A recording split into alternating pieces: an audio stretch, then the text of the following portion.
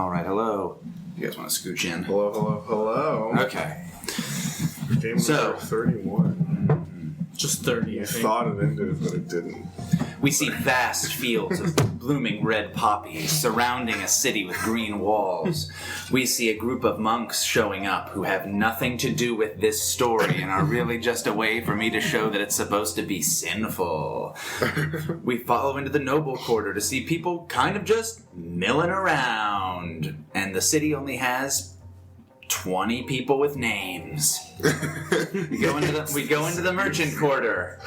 This is really just sets for stuff to occur in. We go into the fisherman's quarter. This is really just sets for bad stuff to occur in. The leather workers. Not important until that one part. Never allowed in. Never allowed in. Teardrop Island. You smoke opium here, I guess. And then we see a guy in a basket hat, and it was the monk from the beginning. It was the 5 monks from the beginning in the trench coat. Yeah. Secrets.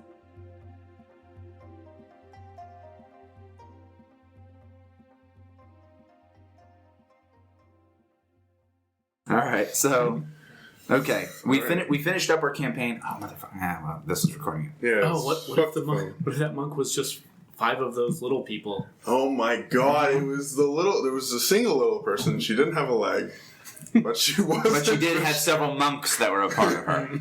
But remember, Right. she didn't have normal proportions. How many monks does it take to make a ninja? Yeah. The other way around. But so we finished up the City of Lies campaign, and we are. Is that the truth? We'll never know. I never made it without biting. We finished that campaign up last week, and so now what I want us to do is kind of just go around and almost DJ has debrief. his list just already prepared. I can see it. And debrief about it. Like the first thing being the mechanics of just what we encountered in the game, what we liked, what we didn't like, what we thought could maybe be different, what worked well, what maybe could be tweaked in some way or another. But just for recording's sake, we used an powered by the apocalypse version of this game. So yeah. So Did you get that guy's name? His name is Brennan Taylor of Galileo Games. right. So we midway toyed through. with using the Fantasy Flight system. What would this be? The 5th edition, I don't or it know. doesn't I can matter. Just find that it's the Fantasy Flight version. So 5 Rings edition. sure. Sure. Um, Nice. Yeah, that's the one. So we used that in this instead, in part because it would be way easier to pick up and run with because we played Powered by the Apocalypse games before. Yep. And so just much easier to learn, a lot less paperwork. It's The- way. So this was way technically crunchier. this was technically like a playtest of the Powered by Apocalypse thing. 'Cause Yeah, I don't know. The guy never released it, obviously. right. And but the setting I was using was a box set, the City of Lies box set. That was the first edition L5R. And I can remember getting that box set and reading through that stuff and thinking, this is the coolest shit in the world. And that was one of the first things that Greg Stolze did. Now he's like a legitimate indie guy. Did like the Unknown Armies game, and Neil was talking about that recently. Okay. Yeah, and he bought a bunch of Unknown Armies books, but never played it. Yeah, I think he said like 1 or 2 other like real popular indie game systems that he made, like recently. And when was this? This was like decades ago, right? This was in, I think this was legitimately 20 years ago. Mm-hmm. I think this was 1997 or 1998. That's a while ago.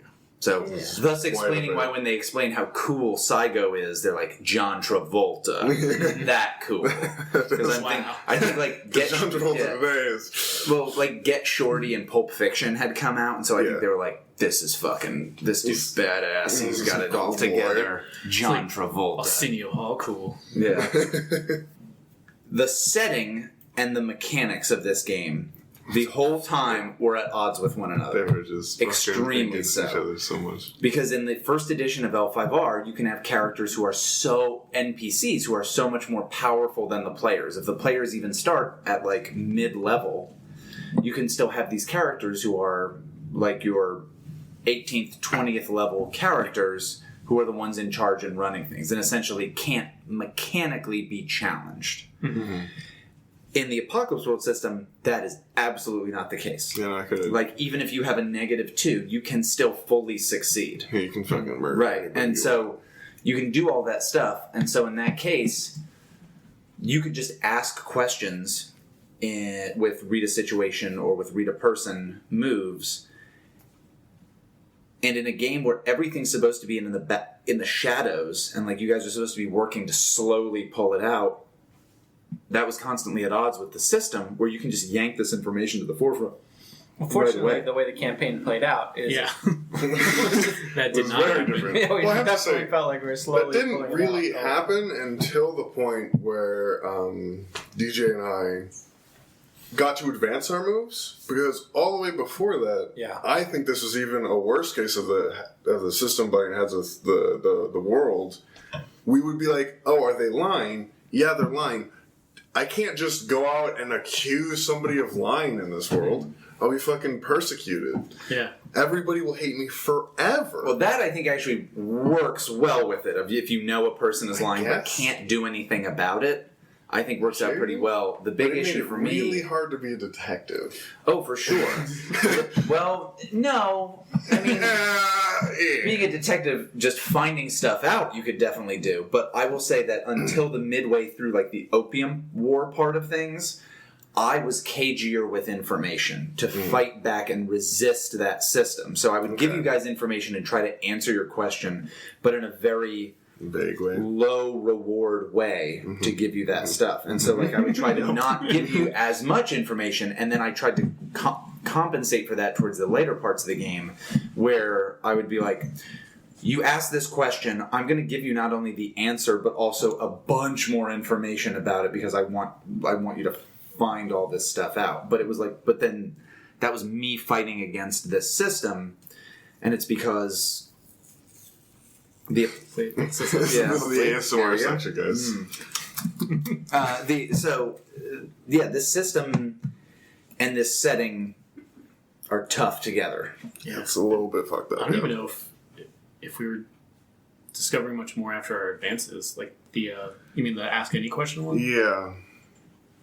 We were certainly brute forcing our way through a lot of shit once that came around. No, I think you guys got, in part because of when you got it. You got it also at a time that kind of coincided with when I was ready to say, I will give you all of the information. We're ready for you to find out all of this stuff. But until the Opium War stuff started, I couldn't give up too much information. Yeah.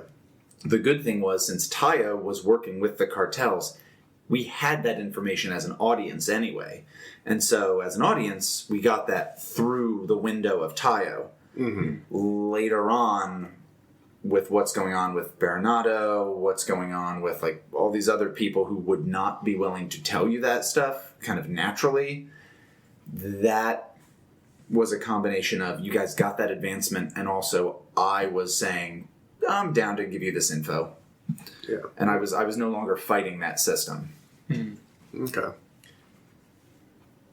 Is that is maybe more of a broader question? Like, how much did did you follow the box set? Like, did they have a plot, or was it a sandbox kind of thing? Or? So the way that box set is set up is that it's set up as a sandbox. That you have all these NPCs, you have all these locations, you have all these possible plot lines, and then the characters are supposed to be these magistrates set loose on the city. When you want to, there are two larger plots that are like longer things. One is the Opium War, which we ran through.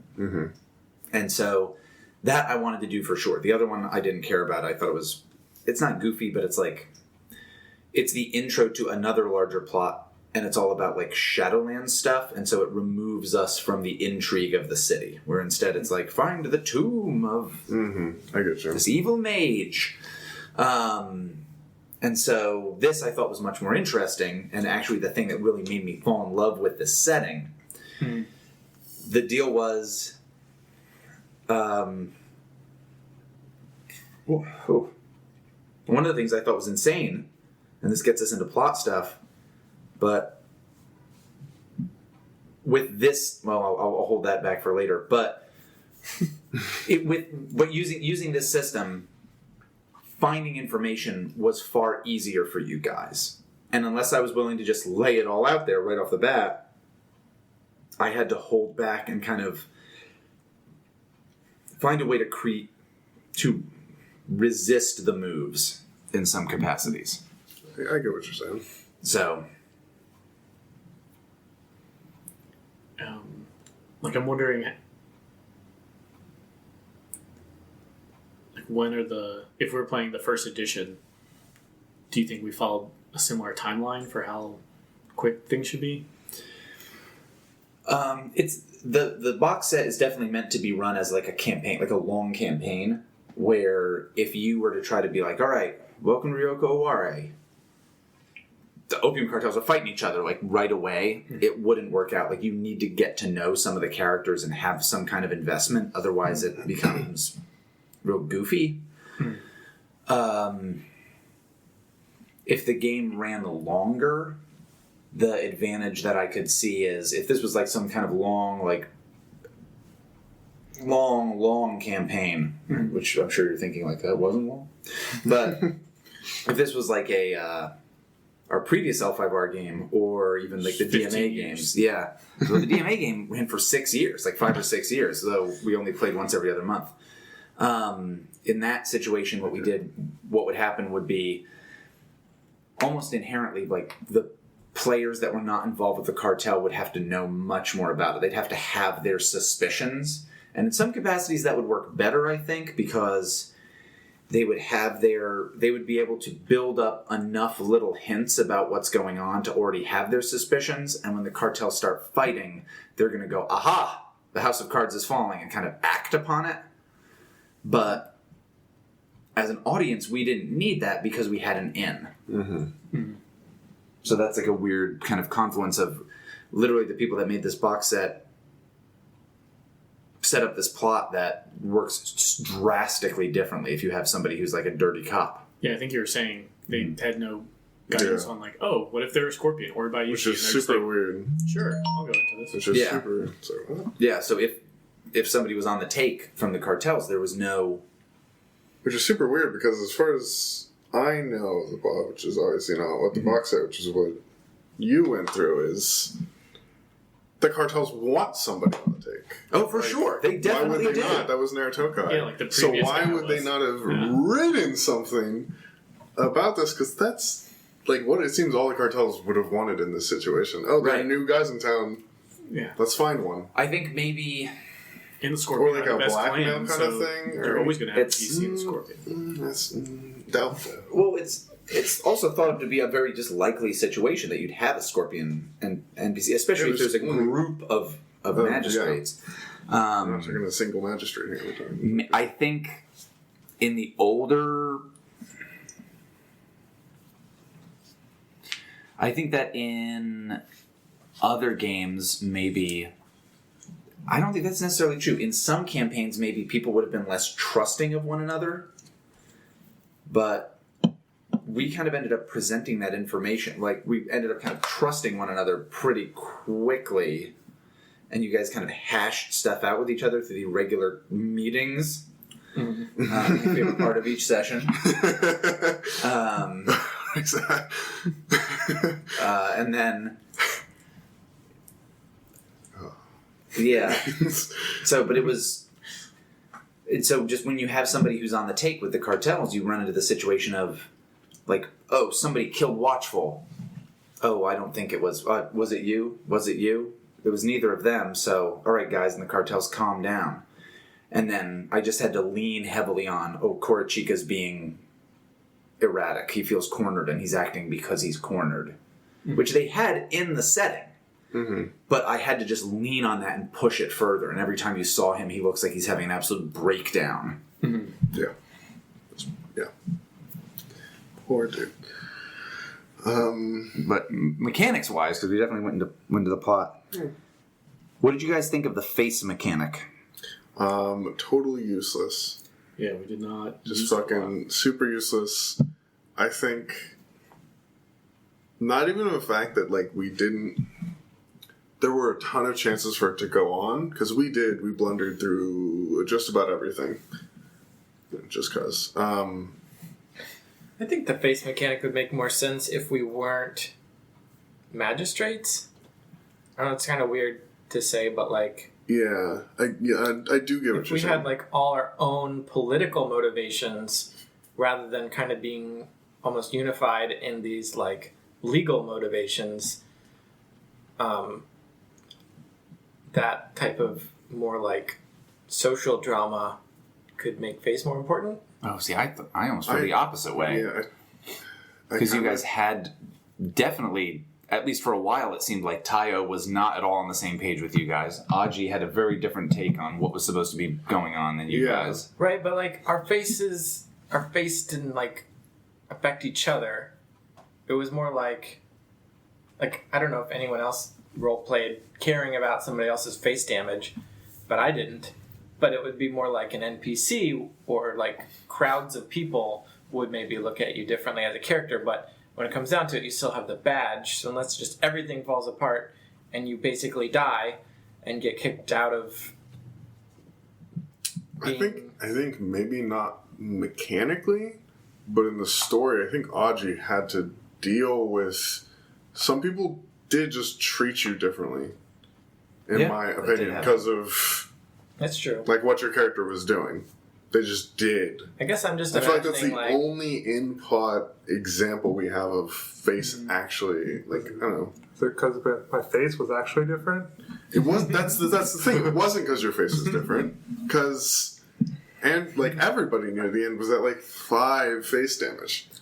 But imagine if You're all our right on the edge. Imagine if our character Only affected you. motivations were more social based. Like if your character's goal was you want to marry a particular NPC, or your character's goal was to earn a position that you really wanted, or something like that. Well, then the face, I think, would like you'd be super delicate around taking any kind of face damage because that would prevent your explicit motivations. At least for Yugare, like I feel like I mean, that was my character too, but like, didn't really care what other people thought of me. I was just trying to get the job done.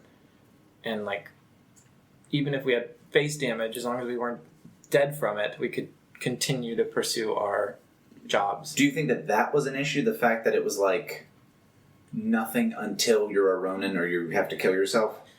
That Yeah, if that's there, what I mean. if there was, It's some, like- if there yeah, was that is something an in the issue. middle that had some kind of other effect, like It should have had an effect. once you kinda like how once you hit 3, then something happens. Yeah, like with Yeah. with the harm, it's like at the end we're all on crutches and missing limbs and stuff. But I don't think it would necessarily work when we still have a job to do. So if it's like, oh, you're at 3, so now you just can't do your job anymore. It's like, well, then what are we doing here? Like, it's like, oh, well, I got to investigate this. Oh, they kick you out. They don't, you're Yeah. too face damaged for them to talk to you at all. It's like, well, then what am I? We can't play this campaign anymore. It would be hard to pull it in. It would hard to be pulled together. That's what I was saying. Like, Because if you'd our have to have motivations were- consequences for it, and yet some way for us to still be magistrates. Right. I will say that, especially in the later game sessions, we stopped doing the end of session, like, Yeah. did you do your things? Mm-hmm. The other thing is, I think the way the game is written, the way this Yeah. Apocalypse World system is written, you would at the end of each session go through all 7 of the tenets of Bushido, Right. and Yeah. so you could be at 5 in a game and have done all those things and be clean. Where it's It like, was all oh, sin. you made a lot of fuck ups, but you showed yourself to be such a good samurai within this session that now you're Yeah, I golden. feel like that's the only way for mechanically for Face to have worked is if we like pushed that everything, every like blunder you do, you need to be trying to fulfill these tenets. Well, you the oth- have to be going for it. The other thing is, I didn't bring it up Oh, anywhere I know. near as often as I could have, in Oh, part because I didn't want to nowhere. penalize you guys for not being as familiar with this world as I was. And I didn't want to every 2 minutes, like, there was a mistake or a problem or a misstep because you guys don't know the stuff or you don't know either the setting or, like, your characters are legitimately confused because there's all this information hidden from you that, like, oh, well, you said this to him. That's not the case. Take 1 face damage. You look like an idiot. And, like, I didn't want to do that constantly throughout this because it just would have seemed like you guys were just being hammered down. And I already halfway felt like I was doing that in enough other ways. Yeah, we were getting super I feel like the tenets of Ishida, the way they were written, is very strict. Oh, yeah. The Apocalypse World kind of situation where you don't just do harm for no reason. It's like, if it's a roll. Like a hard or soft move, basically. Or you do a soft move to set up, like, oh, are you sure you want to do that? Because that's going to cause face damage as a soft move. And then if they're like, well, hell yeah, then you could do like a defy danger or like a, well, it's definitely going to happen. I'm telling you right now. Gotcha. Like, this is a hard choice. That's pretty good. That would be maybe the way to do it. And that was just maybe my weakness of, like, using that system. But yeah, getting the GM moves are a trick. And you, like, we together, like, wrote the GM moves, like, because they didn't have them in the actual playtest, right? Am I remembering that correctly? Yeah, there were no GM moves within this, but at the same time, I came up with some for specific NPCs for when you're dealing with them, what their moves were. Yeah, that's what Dungeon World does, too. Yeah, but, like... Oh, masks. Otherwise, I just tried to use what I remembered from Apocalypse World. Yeah, and I think that goes a long way, too. Mm-hmm. But if you treat it like harm, that's kind of how that would work. Yeah. Sorry. Yeah. I'm trying to remember, because Masks, I would say, is my favorite role-playing game, even though I've played, like, 1 campaign. But what was the end of session type of thing? Like, you would mark each other's stats, right? End of session. Well, for Mass, how it was, anytime you were influenced by somebody, I don't remember what triggered that, but like end of session, people would be like, "Oh yeah, I was influenced by this person." Somehow you're giving influence out to people, and that's how stats were changed. But didn't we like mark each other's? Oh yeah, the stats would just shift around. The stats would shift around based on who influenced you. But wouldn't you like mark somebody's stat or something? End of session, there was you did get, I think, experience based on working with other people. I don't remember exactly how it works. There are 2 things in the rules as written thing. There was the it's like who'd you grow closer to? Yeah, that and stuff. Who'd you go further away? And that's when you switch your stats theoretically. But then the optional rule that I added, they just basically took from Dungeon World. Like, did you defeat a notable villain or something? And to get an XP. Like, did you get the treasure? And you get XP from that. Yeah, so it was the swapping of influence, because all that did, from what I remember, is actually give somebody influence. Yeah, and it's kind of like what the honor thing was in this. We're kind of, for a while, the end of every session, kind of doing it like that. Yeah, I feel like, I mean, my memory's maybe just not feeling. I didn't love moving people's stats around in Mask, but I felt like there was some kind of end of session move that was just like cleaner than having to go through a big list and then like every time. Was definitely cleaner. It was because pretty much the question DJ added was either going to be almost 90% of the time yes for everybody or no for everybody. But did you defeat a monster? Did you like succeed? That kind of thing. Right, yeah. That was just like, you knew no matter what. It wasn't like, oh, was I honorable this session? Like, it's a lot more concrete, I would say. Yeah. I don't know. Well, I'll say the end of session was definitely lackluster. I liked that a lot of the moves had were more on the Masks side of things, where a lot of them were like story based, as opposed to specifically Dungeon World, which I don't like as much, where a lot of the moves are specific things you can do in combat. That's interesting. I dislike the most about the end of session moves because many of them were just, did you engage in combat? There was like 2 or 3. Pretty much like, did you do this specific thing in like an actual struggle? Which was like... Yeah, or like, did you risk your life to like be nice to somebody? Oh, well, no. No, I didn't. Yeah, I didn't. I just say no every time because when am I going to do this? Yeah, I see what you're saying now. I definitely do feel like the honor things could be rewritten more ambiguously, certainly. Yeah, much. Yeah. They were really, really constrictive. Did Did you risk your life in order to save a Yeah, child? it's like. I mean, I did the thing. I saved the kind. I guess I didn't risk my life. I thought that's why we pled our case, and that's why we voted. Yeah, but which that was just- which was horrible. Which took so Just long. isn't Which is fun horrible. part of the It took game. like 30 minutes every And that's, night. and that's It was why like, we. fuck, That's let's one get of the rid this reasons shit. we. That's one of the reasons we ditched the go through all 7 tenants because it took a long time, It took and forever. we thought that it could push people more to do a particular thing in the way that Apocalypse World pushes you to use whatever stat that's highlighted. So it was like, oh, it would push us to do that. Oh, speaking of which, we also ditched the. Well, that's not true. We changed the experience point system that this game originally used. Originally, this game just had when certain things happen or you do certain things, you get experience. So when you target somebody who you have like a bond with, when you have suffered this much harm, when you take this much face damage, That when was you take it? this. We did all those things. Well, we did still did all those things. Well, we did We added the honor But- thing and we added the miss thing. Right, so we Yes. added the thing of when you miss. So, for instance, experience for Andrew's character, it says, mark experience when your love advances beyond +3.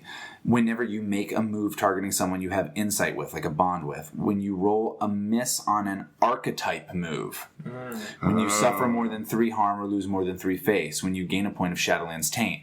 So whenever you do those things, you are supposed to Jesus. get experience. We had it expanded to just whenever you roll and miss any move.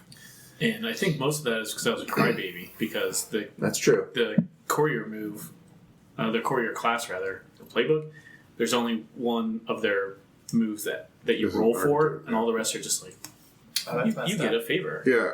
I'm like, Let's this really not sucks. even. Let's not even talk about it. I think I had one move that was roll for, and it was my final move. Not for your school, though, for your archetype. So for your, Oh, what were you? Abushi. God, A Bushi. I don't remember. No, you were definitely Bushi. It was a Bushi. I just don't remember. I have to go So, look it up. Actually, none of your school moves would have counted. Only your, okay. Archetype Also stuff. weird. Let alone any defy danger. yeah. Like any just basic moves. Yeah. So, So we switched that up. none of them. Yeah. Yeah. Never would have got So XP on a miss. none of them. Right, but I was fine with. I was glad of us doing that, in part because I think that when you miss and you get experience on that, the good thing is You got it experience. takes the sting out of missing that roll a little It bit. did, yeah. And so And we added the honor thing. We could get XP through that too. Yeah. yeah, where if And you that- didn't have any face damage you wanted to used get that rid for of. like a little bit, and then we just did it at the Yeah. whole system. But towards the end of the game, I think we just wanted to keep moving along quickly, and so we didn't set yeah, I think the honor the tenets of Bushido at the beginning of the they were session, and we didn't do the debrief at the end of the session to deal with that. We just skipped it. So that's why everybody's face damage was hovering at like 4 or 5 I think because we just hadn't done anything to get rid of it. Yugare and I were both at 5. I also wasn't giving you guys face damage closer to the end, in part Yeah, there because was, of that, and I knew like I want us to be able to. That was a time constraint thing. Was half of Yeah, it yeah. was like when it hits 11 p.m. let's we're do all it. kind of ready to get out of here, Yeah. and we can't then be like, all right, everybody, we're done. Let's sit But for a minute. let's now do another thing. And so, like, I'm so worried about us finding a good place to stop that session where we're going to go, okay, I'm willing to come back to this game next week. That's why I feel like my idea was trying to throw it in. Like, if anyone's thinking about running this system, as the GM, consider just doing it in the middle. say, hey, For, you like- just did something honorable. Here's like a point that's worth so you don't have some to face or sit something like at the end and try to make a case, which Right. is the worst part of it. Yeah. Or I feel almost just keep the word and take all the rest of the description out. Like Yeah, Yeah, that's what Well, is you one could just like- do that. courtesy. It Courteous. was. It's like I was courteous in this way, and if the table's like, yeah, I think that's true, or fuck you, that's bullshit. Yeah, then because it's like, what all right. courteous was actually written was like when you defer to your enemy's station, Yeah. What if you just shit had like that, and it was like, oh, what? I don't know how much I want to get into this, but like, what if you just had it in a situation of when you do this thing, despite it being an obstacle to you, That would be slightly better. but just like that way you know you can't be. It's not just a like, oh, I'm courteous to someone that it benefits me to be courteous to. I don't know. I feel like For some reason, I feel like it's also just part of the Bushido, just doing it. Even if it's benefiting you. I mean, maybe I'm wrong, but... Well, yeah, I was going to kind of just say what Branden said. Like, if you take the time to do it on screen and your character's seen doing this in public, like, it's just a little bit of face damage. Why not let him heal it? Face damage, maybe. Yeah, I agree. Okay. I think just because it's enforcing the setting anyway, so even if it's too if the table thinks it's like, were you really that courteous? Come on. Yeah. Hey, come on. But I might want to combine it with marking each other's stats. Like, we were using our own clan and one that somebody selected for us. And I think you could do that and just be tracking 2 at a time. Yeah. No, I agree. But that does make it a little bit weirder for the GM, because then it's like, on top of everything else, you're like, oh yeah, I have to remember, what was this guy's second one for this week? I don't even remember. Yeah, well, I mean, you could, as the player, say, oh, I'm going to try to be this right now. That's true. And Yeah. I feel like you just leave it all to the... Up to the players. Yeah, I don't even think you need, like, the bennies for it. You can just say, like, do the end of session, like, oh, I think I was pretty courageous and compassionate because I fought that really scary cat and I hugged that dog. Remember? Yeah. And I feel like that mechanic is good because it guides the players on how to act this session. And you would want to make it equal to your face, right? If you had 1 face damage and you could just try and shoot for 1, I guess. Yeah. But anyway, I guess we're designing it. Right. We're not really criticizing it. Well, I think, the criticism is, as written, it's just hard to, it's hard to do. Yeah, and it's just not worth it. I do like the addition. I think it's good to have like a systematized, systematic, whatever you want to say, like situation for the social things. Oh yeah. Because then otherwise it just becomes a club that I could use but would never feel comfortable ever using, to say like, you've made this faux pas. I've decided this faux pas is too big. Mm-hmm. You're removed from this position. Instead, it becomes this thing that can stack up, and you can look down and say, uh-oh, I got 4 out of 6. I better change my behavior. Like that changes up. So I like that idea. I just found it very tough for me to keep track of it. Since you guys were less familiar with this stuff, I felt like it was penalizing you just for not knowing about the setting as much. Yeah. If I just hammered you with all like you would never ask her that. That's a face damage. I should have used it as like, oh, it's a defy danger. Like, you can do that, but that'll be a social faux pas. Okay, you ask her, that's a defy danger move, or that's a this, and like just think of it as a depending on how it goes. Like, I'm gonna jump over this chasm. It's like it's gonna be real hard if you don't make it. Are you sure? Mm-hmm. I'm going to insult this new widow. Mm-hmm. Yeah. Literally, our first session. Let me just open that shit up, dude. You got anything for me? All right. Hey, are you single now? Yeah. God. Whoa. That's where you go to meet ladies. Funerals. Hey. So a thing that I thought was really cool in concept was the love mechanic. I thought the love mechanic in concept was really awesome. This idea that, like, as a samurai who's supposed to lead this, like, very dispassionate life, where, like, your own personal passions and desires are kind of, like, held at bay so you could fulfill your duty and be honorable and do all this shit you gotta do as this, like, paragon of warrior behavior. Mm-hmm. I like that idea of you have this thing that like mechanically like draws you to it and like can push you. I think what you choose would like changes up how that works so much. So for instance, Aji's was super easy to use because it was like, oh, you're literally addicted to drugs. When drugs are around, when opium's around, you got to make this roll. And it was around a lot. It was around a lot. And I pretty regularly made him make that roll, more so than anybody else. Mm-hmm. Yep. All right. Battle and like to prove yourself in battle, or however you had, something like prove yourself Hida in Ishi combat. had worded it, was more difficult to do for a few reasons. One, I forgot. Two, it was very like little combat. there wasn't a lot of combat, but there were a lot of opportunities that I could have used it. Of like, Yeah, you if you definitely do could've. this, you could prove yourself, and I should have made you make that role. You could have in a bunch of situations. Poetry for Yugare was tough in part because it's removed from the conflict of what's going on. It's like removed from we would have to have it of a situation of, and again, if I had maybe done a better job with this and had remembered half the time that was his love, could have said like, oh, you're at this party.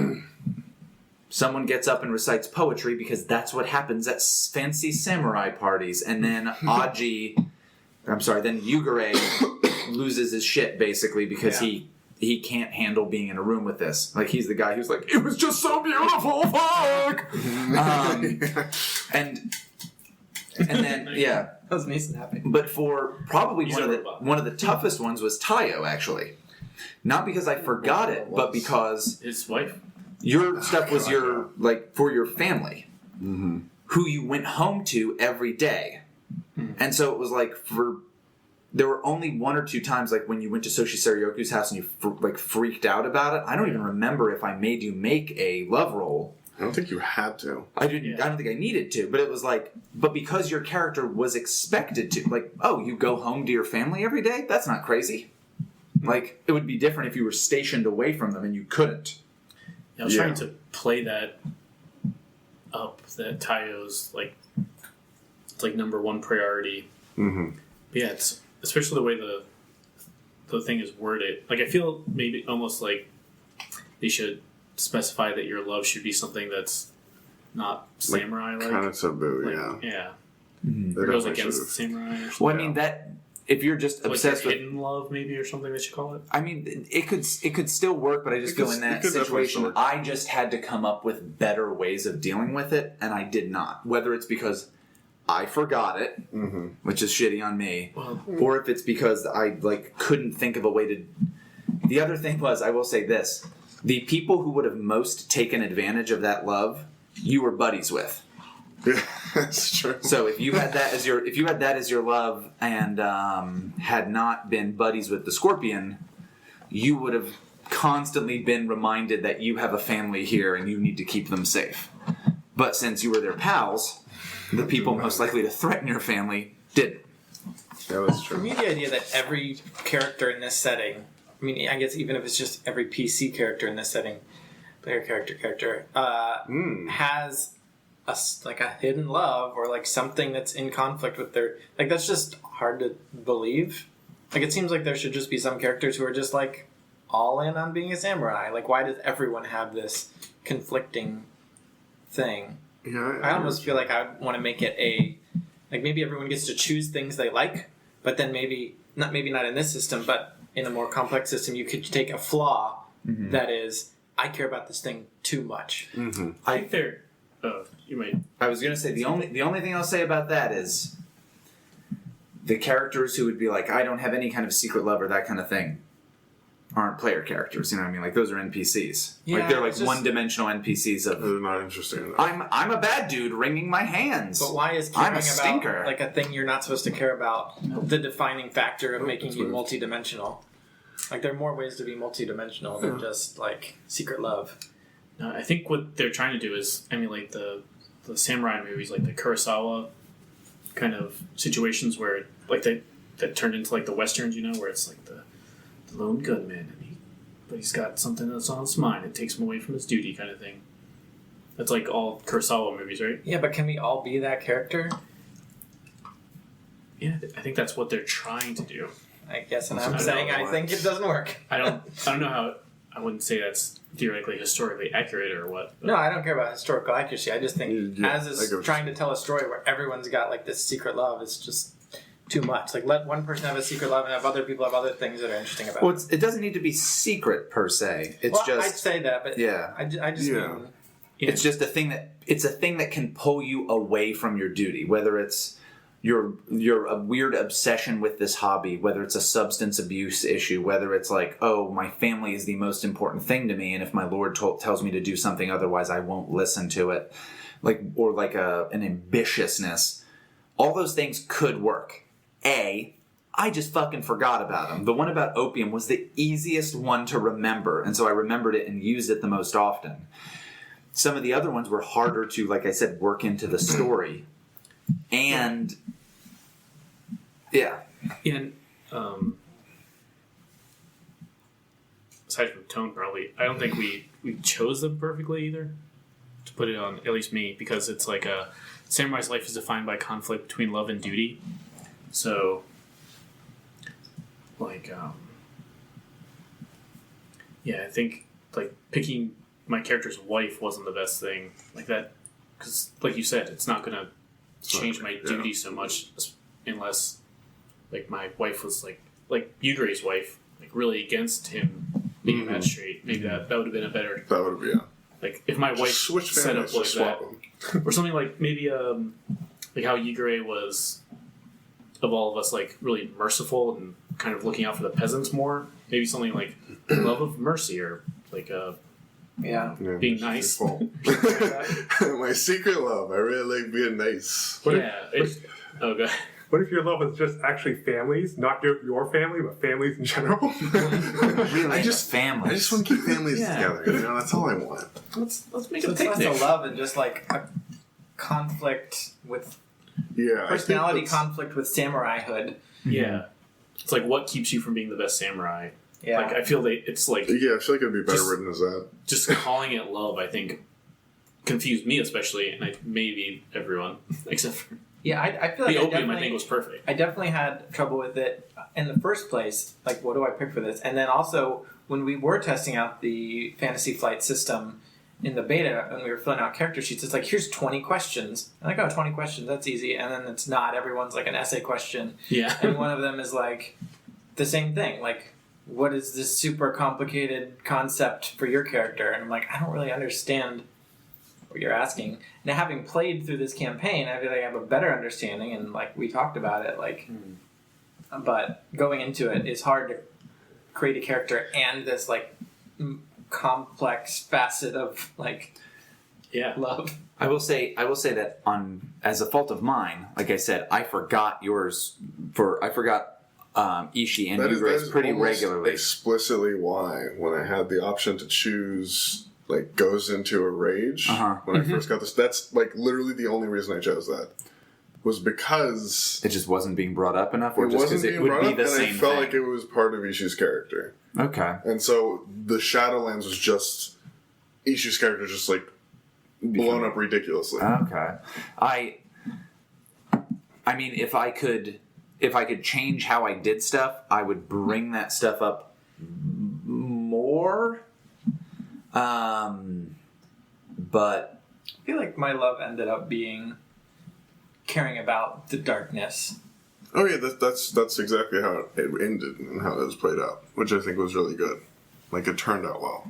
So it just wasn't. Yeah, I was just like obsessed with. Like, he was obsessed with. Like that was the only thing he cared about. We had to work a long time to get you to care about other things. Yeah. Other than just the Shadowlands shit. Yeah. And then at the end, that would have been like an excellent role when you truly discovered like, oh, Ishi is this. It'd have been like you'd gotten hammered on that shit because this is a huge conflict in your character. Yeah, that would have been good. Sequel. We just redo it. We just fucking redo it all, guys. Tell me, there's 4 kids. 4 kids. They end up being the same people. Let's go for it. It's 1, 2, and what are your guys' names? 7. Oh no! I think mine were the translation of Shadow and Silver. No, that's 2, much better than mine. 3. Not the this year. Are we good on love?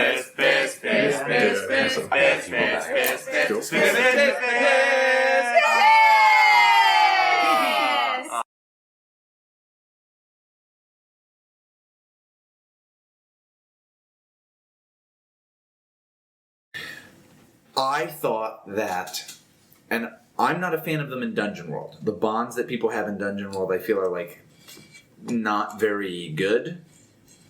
I feel they were less good in this. They were pretty bad. Yeah. I feel like we generally tied into XP, so yeah. But we generally ignored them. crazily. Right. We only counted like, oh, I have a bond with you. Doesn't And so I matter get who that it is. experience, yeah. Yeah, I literally forgot my bond I went. with Taiyo. Like, you didn't forget. Yeah. I did. I learned information that was just my bond late into the game, and I was like, "Ooh, I know this thing," and he doesn't know this thing, and I brought it up, and he was like, "You told me you weren't going to tell anybody," and I was like, "Shit, I did. That was a long time ago." Yeah.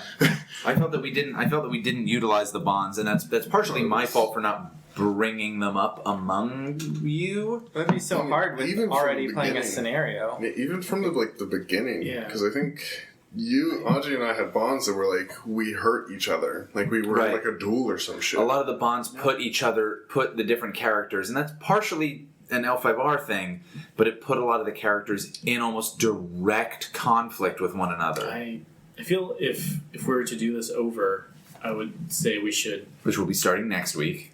Yeah. 39 more. Like and subscribe. I say you Yes, should bro. probably write the bonds yourself based on this, because for the as for magistrates, a lot of them didn't make sense. Like you're Yeah. saying. Yeah, where it was like we've hated each other for generations. Yeah. And I mean, that could be interesting to be like, well, you two have to not do that and work together. Like, that could be interesting, but to me, I was like, well, That's one of the reasons you don't play it in like the setting where all the clans are at war. Right. From what you've said like 100 times. Yeah. That's why you don't do that. yeah, I always do it when there's peace. I'm sorry that everyone else failed, but I was trying to do my bonds the whole time. It's just my character sheet's not. But I was using those to Oh, Jesus. I just feel like we had enough to deal with. yeah, but We did have a lot of shit mine to deal were with. easier to deal with. From what I remember, I knew Aji's love, which was opium. You knew my secret, I know your or secret. you suspected or something, and my lord wanted a marriage alliance between our families, which is why I kept trying to get up in your kids to marry them off. I see. Good save. Good save. Good save with that phrasing. That was pretty So bad. one of them that Yugare had about Ishi was like, I know his fate. Which was just... And it was like, I didn't... Well, that's like straight. That's like a wizard from Dungeon World. That's like almost the exact phrasing, right? So I didn't want to... I thought it would be cool towards the end. I thought about this, but just we didn't, A, have the time, B, I forgot. Or flip the order of those. But at some point I was going to say, you've always known Ishi's fate. What is it? And then to push you as Ishi, Branden, to go for it. go for that thing. And have him hopefully describe something good. Instead of like to be a Die in glorious combat. to be a Which is worthless exactly what I shit. did. Praise be. But so Praise be the glorious combat. I felt that we did not use these no. bonds well. And again, in Dungeon World, I don't think they're very good in Dungeon World. Well, they're mechanically way different, because in Dungeon World you can help people using them, which there's no help mechanic in this at all. In this one, you just get XP for interacting with Turning, people. which is weird. I thought about saying, at some point when we were playing this game, I thought about saying, hey, I'm down for another rules change. If you have a bond with somebody, and all of you guys do have a bond with one another, you can help or hinder another person's role. And just do it the Apocalypse World style. But if you have a bond with them, you roll +1. Like that kind of deal. I just never said it because I didn't want to further change the mechanics. Yeah. Like we had already changed them enough, I felt. Yep. But we just never used But it. I do think the help and hinder thing is a good plan, especially if you... It's probably much better than how we used it, yeah. Especially with the Apocalypse World game systems, if you say you have to declare it before they make the roll. Yeah. Oh, I never liked that part. That was the worst bit. I think it works better the other way. Like, oh, they rolled a 6, I can push them to a 7 if I do choose this. Not to. Yeah, I usually like to do it after, Okay. but I don't know. There's definitely. I think it just kind of works like that, because sometimes people are just like, oh, I'm going to roll, and then they roll. They didn't really give other players a chance to say, oh, didn't hold have a on, before chance. you do Oh, well, I mean, we had people in this game who just rolled, and then later on would say, I was trying to do this, I did this. I don't think that. I failed. I don't know when this happened. that I don't absolutely. remember this. Branden rolled a lot, but they were test rolls. He never actually used one of those rolls. No, there were occasions where it was like, well, I rolled a 4 for this. Blah, blah, blah. And I was like, you were making a move? That did happen a couple times. I kind of remember that. Well, so exactly how are we supposed to help or hinder? Right. But anyway, yes. I agree with DJ's point. Yeah, I think it works better helping after the roll, but hindering before the roll, maybe. I don't know. That's why I changed it. But who cares? I'm accidentally designing again. Well, the problem with It's design time, baby. Yeah, but I felt the bonds either put you guys in for this setting, it put you in too much conflict with one another, and just narratively, with the exception of David, I didn't use them at all. And when I started editing the episodes as we were playing the game, and I started editing it, and I heard that first session where we described them, I was like, oh shit, I really better use these again. And I ended up ignoring it again. Whenever I read mine, I was like, no. Yeah. Oh yeah. So mine are like, I feel like courtiers are, like I said, like they're not really in crazy opposition. Like the one I didn't use was I took someone's side in a dispute in court, so that's still like I'm trying to help them out. Yeah, that's not too bad. That was not what I had going on. Like, I wanted the bonds to be like an event that happens in the future within the campaign, because I thought that'd be cool. Right? What do you mean? Look at all the insights, and like imagine if like they're like goals you wanted, you wanted could this do thing to in the happen. campaign, right? Mm-hmm. And I thought like That once could you have been achieve pretty that, interesting. then you get some kind of bonus, like hinder. Pretty cool. Like this one, I aided Aji with my magic without their knowledge. It'd be interesting if instead of saying that happened before the campaign, it's like this is a thing you could try to do during the campaign, and when you do, you get 2 XP. I don't know. Looking back at my That could be insights, interesting. I now realize how much I had to like twist them to get it to the point of I know Taiyo's secret. Because it actually says I know his skill and I fear and respect it. And I don't know how I pivoted that. Well, no, because we averaged ours together. Because mine was Ishi knows potentially compromising secret about. Okay, that's what happened. All right, good. Yeah, Like, but, like, how can we get that? That was the same thing? the least conflict one, and the other least conflict one was Aji bears the scar that I gave them, because the other two were I faced them on the battlefield, or my family and theirs hates each other. Those are my options, which are not. Let's see, that one that someone knows a compromising secret about me is the most antagonistic one that I have. Yeah, see, it's a The other one's like my lord desires an alliance with someone's family. I know someone's harsh desire. I guess that's a. Yeah. I guess that could be conflicty. I think this insight mechanic is in like all the Powered by the Apocalypse games that I've played, at least. Like where feel it like, helps yeah. the characters have some bond with each other, and it's just a matter of how you play your game, whether you want Yeah. to look that up. And I think that's the issue of this system running into this setting. And the box Because- set specifically. That's what I mean by what I'm saying. Setting. So, and if we were just saying we're playing just an L5R game, we'll see where it goes and we'll develop it. Like when you say your lord, that we're coming up with it from there. When you, we'll come up with all this stuff as we go. This stuff could really work out a lot better. In Apocalypse World, it works out pretty well because there is no past fiction for you to There's no clash way. with. You create it right then and there at the table. That's what these games are designed for. That's what Exactly. This is for, And so you know? that's where this ran into it, because it's like, all right, well, now we have to create this storyline in which some branch of the Crab Clan and some branch of the Scorpion Clan have gotten into this conflict and now are embittered against one another. And we could do that, it just would require more effort significantly. And so, like, this system, and that's the big takeaway, I think, mechanically, is this system is not meant to work. Is meant like a box. Yeah, like it's meant to be the freewheeling Apocalypse World kind of thing where you build it as you go. So this system is best for players who want to play L5R but don't know any of the setting. Just make it up as you Well, no, play. you might know about the setting, but just say like, I'm a crab. Yeah, I think. I'm a lion. Okay, well, your lord is this, and then we just go from there. Yeah, I think if you had the basics of like even the card game, like I know all the clans and the basic flavor of that. It's like, all right, well, you're Scorpion, you're a Crane. Why are you working together now? But Yeah. are you reading the online fiction? No. No. There was a period where I Option. was reading the online fiction I constantly. have a folder for. I'll catch up eventually. So some of The it, fan fiction, because Both that's the of this Scorpion isn't true. and Green things are way different. Not the fan fiction. a lot of beak. Get that tail in there. The I think this last thing you wanted. That's a lot of talking about a mechanic we didn't use. Yeah, perfect. Well, no. I have different mechanics we Yep. didn't use. DJ has specific complaints about mechanics we didn't use.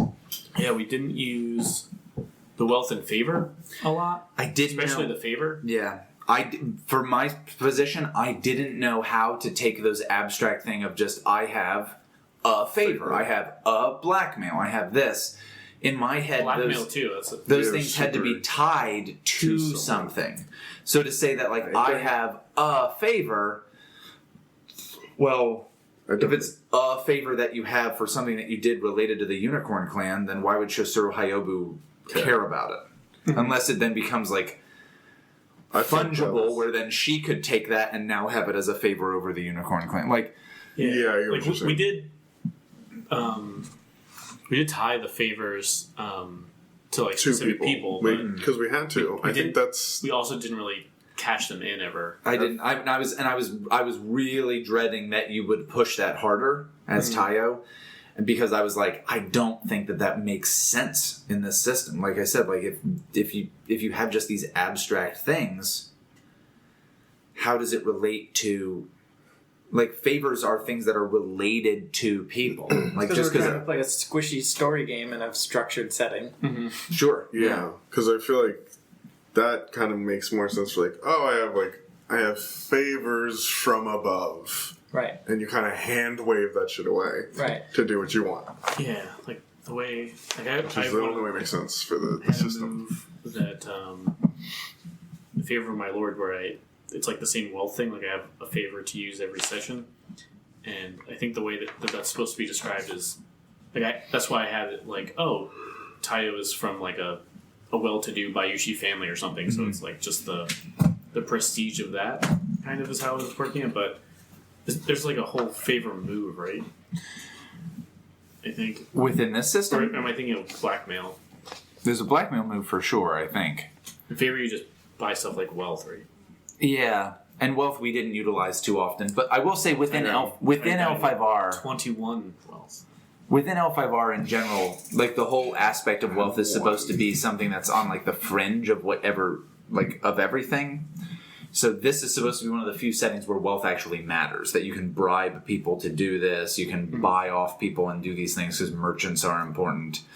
In regular L5R games, I feel wealth would matter even less. Yeah. Because you'd be like, well, as a samurai, I don't, as stereotypical samurai, I don't care about wealth. I don't want to make it. It's not Yeah. useful for I me. mean, on the list of things you could buy, I think the most useful thing. Well, I bought that birthday party. Was one thing. Maybe the only thing I spent wealth on. But Probably. there's like the highest wealth, like 5 or 6 or something. Was like you buy what am I thinking?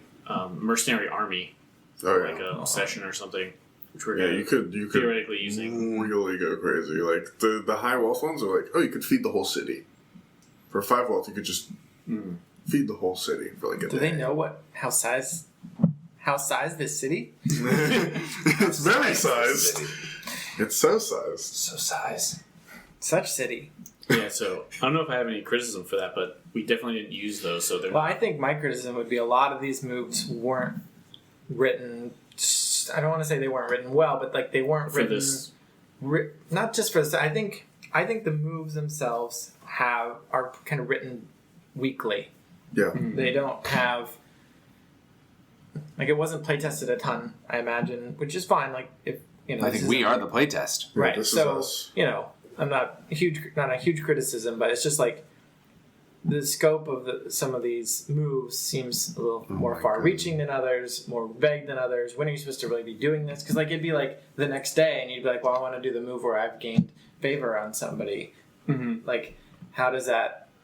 Like the move should be more explicit. Like that when time passes, what does it mean for time to pass? Like, it's just the overall system isn't hammered out enough to handle some of these moves.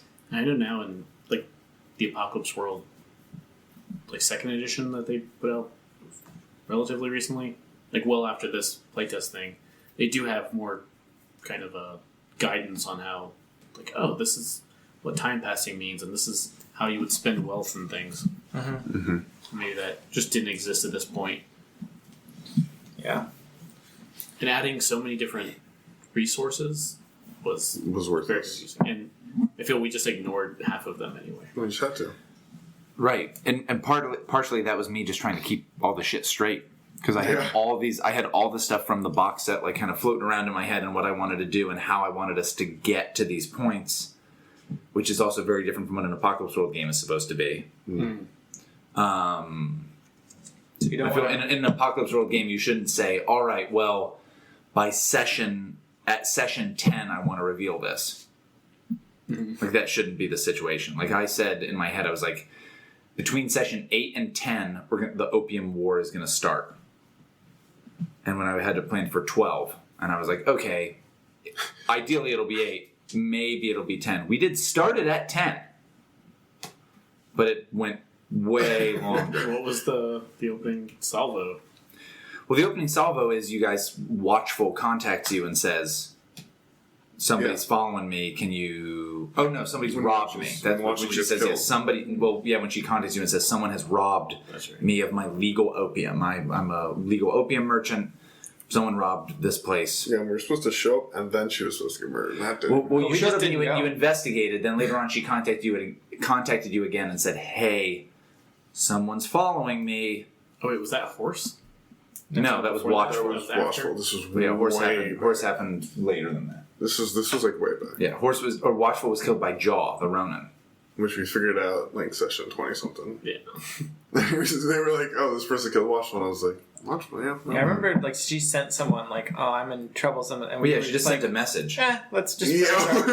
let's finish our board Well, game. no, the funny thing is, you joke about that because in the end, but truth be told, you guys are important people. Yeah, who is this? Like, I it think should be a that's situation exactly of what we like, said. either you, it makes perfect sense, either you come here and talk to me, or tell me the full story. I think that was our justification, but I think That the real was- reason was like, this sounds like a trap. I don't know if That was probably she actually. should come to us and talk about this. I don't Yeah. trust this person. It worked out. was Had you not done that, had you gone there, you would have encountered Jaw mid trying to kill her. Mid throwing the diary at us, probably. Jaw. It was all in the room. It was just the diary was there. Yeah. All right. Fucking diary. Any other mechanic stuff? Well, just I guess more critique on the moves. I feel like deserves calling out for my stuff in particular. The Shugenja moves seemed fine. I picked 2 of the 4 of them. The attack move and Wisdom of the Kami were both useful. I had a hard time answering those questions. I will say Yeah, that. sure. Like, you remember, like, you'd roll Yeah. something and I'd be like, fuck, how do I answer these? Because one of the things that's pushed in the story of, or in, like, the world of L5R, like in so many other things, is, like, the gods and the fortunes and the kami, they don't have the same motivations that humans do. Right. And so, to try to answer it within the narrative of the game and have it be truthful to what that's supposed to be, I had to try to find some way that they would answer it that isn't just like Go to 32nd that's a little Street. bit different. Yeah, like yeah, exactly. Like the person you're looking for is there. All right. But the moves I really want to comment on were the Agasha Shugenja school moves, which mostly You've had enough beer. yeah, most of the ones were that I didn't like were make your move and then depending on the result, pick a kami, or you don't get to pick. Like the GM maybe gets to pick, and the result is just varies widely. It's like make Yeah. your move, and then you don't know what's going to happen. Either you can send a message, or you can damage somebody. Yeah, it's like super It's like, wild. well, Ridiculous. those aren't. Why would I want to do one of those things in the situation when I really want to do the other one? Like this move is just really It's like weird. it's like what GM would be like. You're in the middle of a fight, just like, well, if you got the messenger ones, fuck you. Right. yeah. But like as the GM, like that somehow that's a decision they have to make. Yeah, I feel Yeah, no, it is. you want to make the same decision the player made, unless Oh. you're an asshole. Yeah, see, I guess I'm an asshole, but that's old news. But the see in my head, the thing with that would be, should this be something that could then move the plot in a particular way? Right, and that's how you used it. I thought it worked out. And that's how I think one or two times you did get that, and every time my answer, it only happened like 3 times, maybe. But my answer was just what would be good for the plot. And sometimes it was, it would make sense for you to find this information out, which was what you were trying to do. Right. Mm-hmm. But other times it was a situation of, it was never I need to shoot a lightning bolt at somebody, and instead I get to hear the whispers. Of, right. Yeah, That's the thing. And it's a 7 to 9 is when the GM chooses. So it's it's supposed to be a success to some degree. It's a mixed success, yeah. But so... It's just it puts everyone. A move like this puts everyone in a really awkward situation because as the player, I'm like, do I even use this now? If I might end up just sending a ghost message. Yeah, I will say that unless you were an idiot, as you were trying to as the person running the game, as the MC or whatever you want to call it, as the MC. The ringmaster. As the ringmaster. Ooh, that's good. As the ringmaster, I like that. As the RM. Then you shorten it. I know that you, as the player, are trying to do. The PC is trying to do this thing. Narratively, that thing makes the most sense because that's what you are trying to do in that situation. Mm-hmm. If you get a 7 to 9, the easiest thing for me to do is go with the one you were trying. Mm-hmm. So if I'm like, fuck, I don't know what to do. The answer is just go with what you were doing because that is the thing that makes the most sense. You were trying to figure out, see a vision of what happened here. But if I think something else could work better, that gives me the opportunity to say, actually, these other kami come in, they'll still benefit you in some way and kind of push you to get the benefit of these spirits in a different capacity. I guess just if I were... It was tough, though, for a lot of your moves to come up with answers that felt like this spiritual wisdom kind of a thing. I feel it's just weird in conjunction with every other move in the game, which is you fail, you kind of do it, or you really do it. This is it's this weird. You might do it, or you do what you want. This is weird. Modal moves. I feel like if I were the designer of this, I would want to write it with some more guidance for how to use it. And maybe you say exactly what you just said, Austin. Just do that. This is how to do it as or how the GM should handle it, or right into the move. On a 7 to 9, you choose, but the GM can use a soft move to change which kami gets selected, or something. I don't know. Yeah, or I feel like it would be interesting if it's almost like if you're trying to send a message and you get the 7 to 9, it's then a fire kami's answering you instead of a wind kami, and how does a fire kami send a message? It'd be wildly different. The wind kami is most efficient. That would be more. That would be more interesting. You do the thing you want, but not the way you want it. Not the most efficient kami came to help you. I kept living in fear that I was going to be okay, I'm going to try to send a message, but then I'm going to miss, and someone's going to take damage from a fire kami, or I want to try to heal somebody, but I miss, and someone takes damage. Yeah, it's Yeah. I always tried to say what was the most, what was the best narrative thing to happen in that, and usually you had already chosen the thing that was most, not only logical, but probably the best narratively to do that. Very rarely was I no, you shoot lightning at a guy. I agree. It's just weird for us to be in that situation. Weird for there to be an option. Where I miss, or I get a hit, and now you have got to basically choose the same thing I chose, which is then why wouldn't I just get to choose? Myself. Except for sometimes you might want to change it. Anyway, that's enough said about that. But there were a couple moves that I had that were like that, and it's just weird. Well, off. Yep. And then one of the things I had here was related to that is that I feel all the moves we used were the 2 read moves, almost exclusively. We did we were literally just court detectives. move, I think the one time at the birthday. And then the void moves, I don't think anyone used except for Yugare. I did a lot of blast. Did you? I used it once. Okay. I used it once. It bit ancestors. me in the ass. Never used it again. But I used my class moves. I didn't use the basic void move. I will say that that's an issue that we've seen in other Apocalypse World games too. Yeah, and I think it's part of the just being the magistrate setting situation. Yeah. I don't even know about that because in the Apocalypse World game, very, very rarely did any character who wasn't a weird quotes character use weird. So like open yourself to the maelstrom. My character in the UCF game did it one time and never did it again. Yeah. In most of those games, if your character's not that becomes a dump stat with the idea of, well, my character's not the supernatural character. Yeah. Since my character's not the supernatural character, that's where the dump that's where I dump that's the dump stat. And then, Literally I guess, what happens. Like Apocalypse World has the highlighting stats to go against that, and Masks they change stats all the time to Right. mitigate Yeah, all that. you do is change that. And so That's I how think games draw. But I feel the battle move we barely I think Taiyo used it maybe once.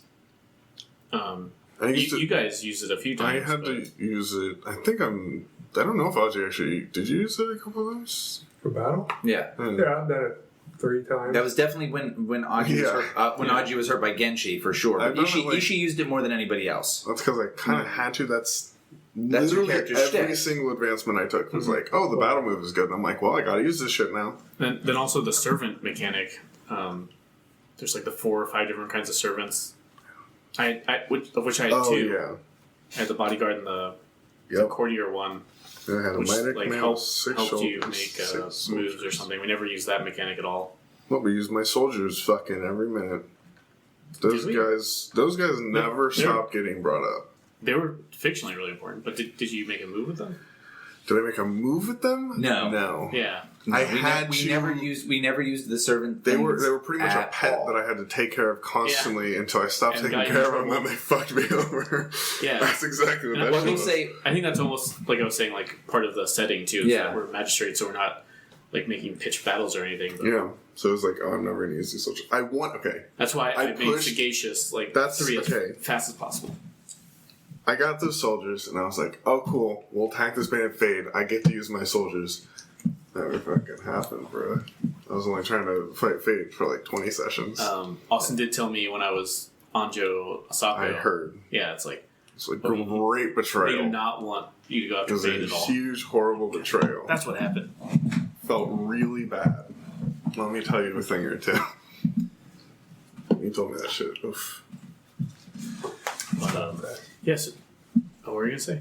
I was fine with that. Yeah. It's just special for something.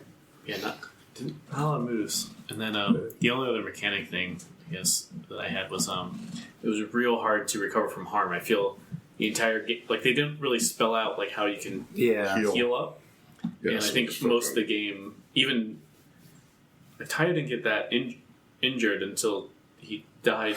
But I was doing feel it until he was dead. lots of us, especially you two and you after the I had a lot of damage. sacrifice. Yugare and Aji more so than anybody else. Ishi towards the end was barely holding on, The but only these reason guys I got held- messed up pretty.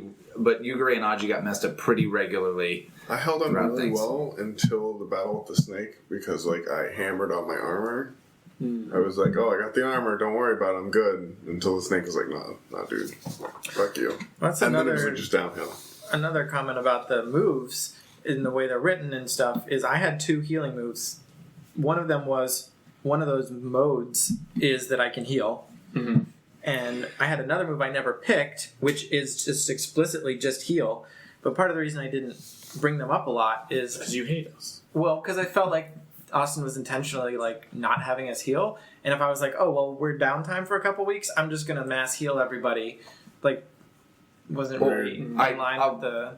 I'll say this. You're right. I was trying to keep you guys somewhat hurt to kind of like express that like oh, injuries are serious things, because that at least in other systems of L5R has been like a recurring theme, is that if a person gets hurt, it's a big deal. And that fights are often like extremely deadly. So like you guys should be hurt, and that shouldn't be like if we just say like, oh, it's the next day. It shouldn't be you got rest, No, I heal a understand thing. that. I maybe didn't do enough. I tried to push at times. If you would want, you could do this. I just wish that I had more guidance on. And David had given me a suggestion from another Apocalypse World game from, what is it called? Monster Hearts. I was about to say Animal House. Not that far off. Party down. But so, in I wish the game had given me just a general like heal move so I could have you do that. If you had pushed that stuff, I would have probably said like, oh, we'll make that roll during the downtime. We'll see how it goes. Yeah. But I wish I had just a general framework to look at that, to base that off of. Because I was even just wondering when Baronato in that last session was trying to help Aji, I think. Aji and Yugare, Yeah, and it was like, oh, he's trying to help you out. What should we roll to see how he does with healing you? So we just had no fucking And eventually we decided, like, oh, you should roll Blessed to see basically how well he does on casting healing spells. Like, where all of a sudden, now really, Aji was the one casting the spells. This is very weird. And Aji's very first dump stat, for sure, and I would have done the same thing, was Blessed. My dump stat, dude. Yeah, exactly. I was going to say, I bet you did the same thing. Well, I did the same thing. I did get... Because I made Bless my dump stat, that is the reason I had Shadowlands Taint at all. I failed a roll with Matsufukushu. Yeah, Matsufukushu, you know that. Yeah, damn. The ghost of Matsufukushu. Yeah, and that was like the entire... Just because I failed that roll, like, you still give me the option, but I was like, no, of course I have to have fallen to this, have succumbed to this desire. It was interesting. Did you finish that quiz of all the NPCs that you're going to give us now? I got one of them, baby. Failed that, by the way. Matsufukushu. I know a good amount of them, I feel like. Jojo's a piece of shit. Never did anything I needed. Yeah. Get a C. Fucking Jojo. Jojo did not come up very much in this game. I tried, man. I tried a lot of things with I feel getting this character... this whole... Are we ready to move into plot stuff more so? Are there any other mechanical issues? No, that's it. I think we're done with mechanics. So... They're great. They're I'll say, even though an hour and 22 minutes. Even though we're shitting on them, disparaging they're still good. Yeah, I they like still them work. for They still work for 30 sessions. I It was enough. enjoyed this game, and I enjoyed this game far more than I played the same box set in high school with friends, and we used like a combination of the first and second editions of the game, and I much more liked this than that. And part of it was just maturity. What was that 30-year game that we did? Was that second edition? Yeah. Yeah, that I like this far more than that. It's far easier as part of it. Like, you don't need to have... I didn't need to print off a whole sheet for real of just the skills that characters could get. But... My tea ceremony skill was so good. That's an important thing in the second edition. Origami, though. Bad. That was a dumb skill. So, but on the idea of the too many skills... Not kidding. Yeah.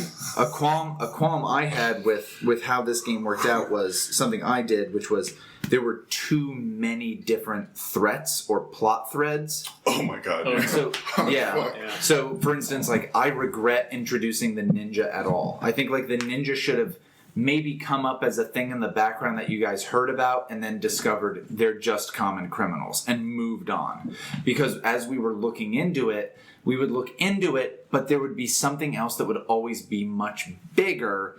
And so it wasn't an issue of this thing in the background that came to this big fruition thing. In the end, I had you guys just solve it because I was like, we brought it up enough times. I just want to tie up that loose end and say goodbye. Or really cut it off, honestly. Yeah. So in retrospect, I regret even bringing that up. There were a couple other things that I wasn't crazy about coming up, but that was the biggest one that I wish I could have reined that in. Just the ninjas? Yeah. Yep. I like that. I wish had just not come up, so then you guys could have stayed focused on other I things. felt the fade thing was really frustrating too. Oh, the fade was fucking the worst. Jesus Christ, kill me. Yeah. Well, I mean, you guys. I'm not sure how much of it was in character, but you guys figured out, like, inherently, like, oh, the unicorn we're using Fade to carry out all these attacks on the cartels. So Fade was important, but we couldn't... It was shitty. We couldn't deal with Fade. Which is just... Because we needed Fade around for the Opium War. I understand. And so... I hear you. I feel you. What's up? What did Fade do during the opening? Fade, all those attacks on the different... Like, all those... Like, the Thunder Guard showed up and attacked us. Oh, that was... That was Fade's troops in Fade. Thunder Guard uniforms. Yeah, okay. Fade I don't think I did caught like that. everything. Yeah, because the whole deal was like... the unicorn were just supplying Fade with this information against the scorpion, and then they would attack them because they were more than happy to do that. Yeah, it's privilege. Is that why they take the stamp? They took the stamp in part to just take more stuff. I better not have told them from what I'm aware, though. He told them that we had the stamp. they got the information that you guys were coming with that stamp from the unicorn.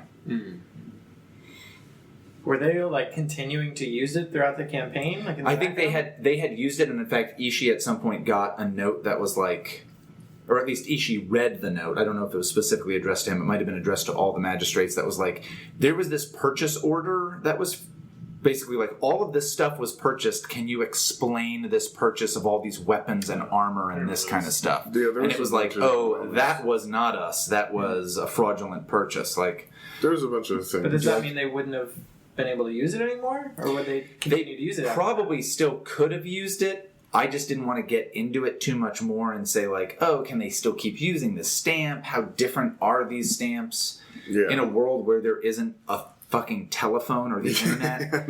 Like, this says Emerald Magistrate. How do I know it's not? Like that kind of thing. Like unless an actual Emerald Magistrate or someone who works with them regularly sees it. But when Sheriff Dwayne out in the country sees this, he's going to go, "Oh, geez, this is important." Right. Rock. Wow, look at this Johnson. God. Oh, there we go. No, you do you know what it was again? You can keep it going. I just got to pee. Yeah. Right. But this is what bosses Can then. I do it on the microphone? Yeah. Yeah, just fucking go for it, dude. So yellow Yeti. But yeah, so I think that I did have too many different threats and too many different things that were going on. Definitely for a couple games, it was, my character's learned something. Oh, like, here I am going to do it. And then just all this other shit. Yeah, I would have Next session happened, I had moved on. I would have loved to close a plot thread before moving to the next one, but it felt like things kept exploding in our faces whenever we tried to solve another issue. Well, one of the themes of this is that this city is so full of crime and so full of problems that it should seem like, what are we supposed to do? Where do we even start? Which is definitely which we did that well. The problem was, I think that there were some that I didn't flesh out enough, and so when you guys looked into them, they weren't really there. Another one is I was worried about was Michitaka. And the fact that, like, Michitaka should have shown up probably earlier. Probably the first Narutoki's brother. Yes. Who Aji eventually... Who fought and then fought again and killed him. And I think that Michitaka probably should have shown up in session 1 or 2. He took his time, this guy who was supposedly very concerned. And it was because I had other things that I wanted to do, and then remembered, this would be an interesting person to throw in here, and it was just more shit to add on. It was pretty overwhelming at moments. Yeah, and so I think I threw too many different threats at you guys, and my main concern isn't so much that I threw too many, it was that if you're throwing that many, are all of them going to be good and important? And instead of focusing on a smaller number and having them be good and having them go somewhere, I had some that were basically nothing. And the ninja is to me like the one that exemplifies that. Yugare was looking for them, and I knew the final answer, like who the head of the ninja was. Right.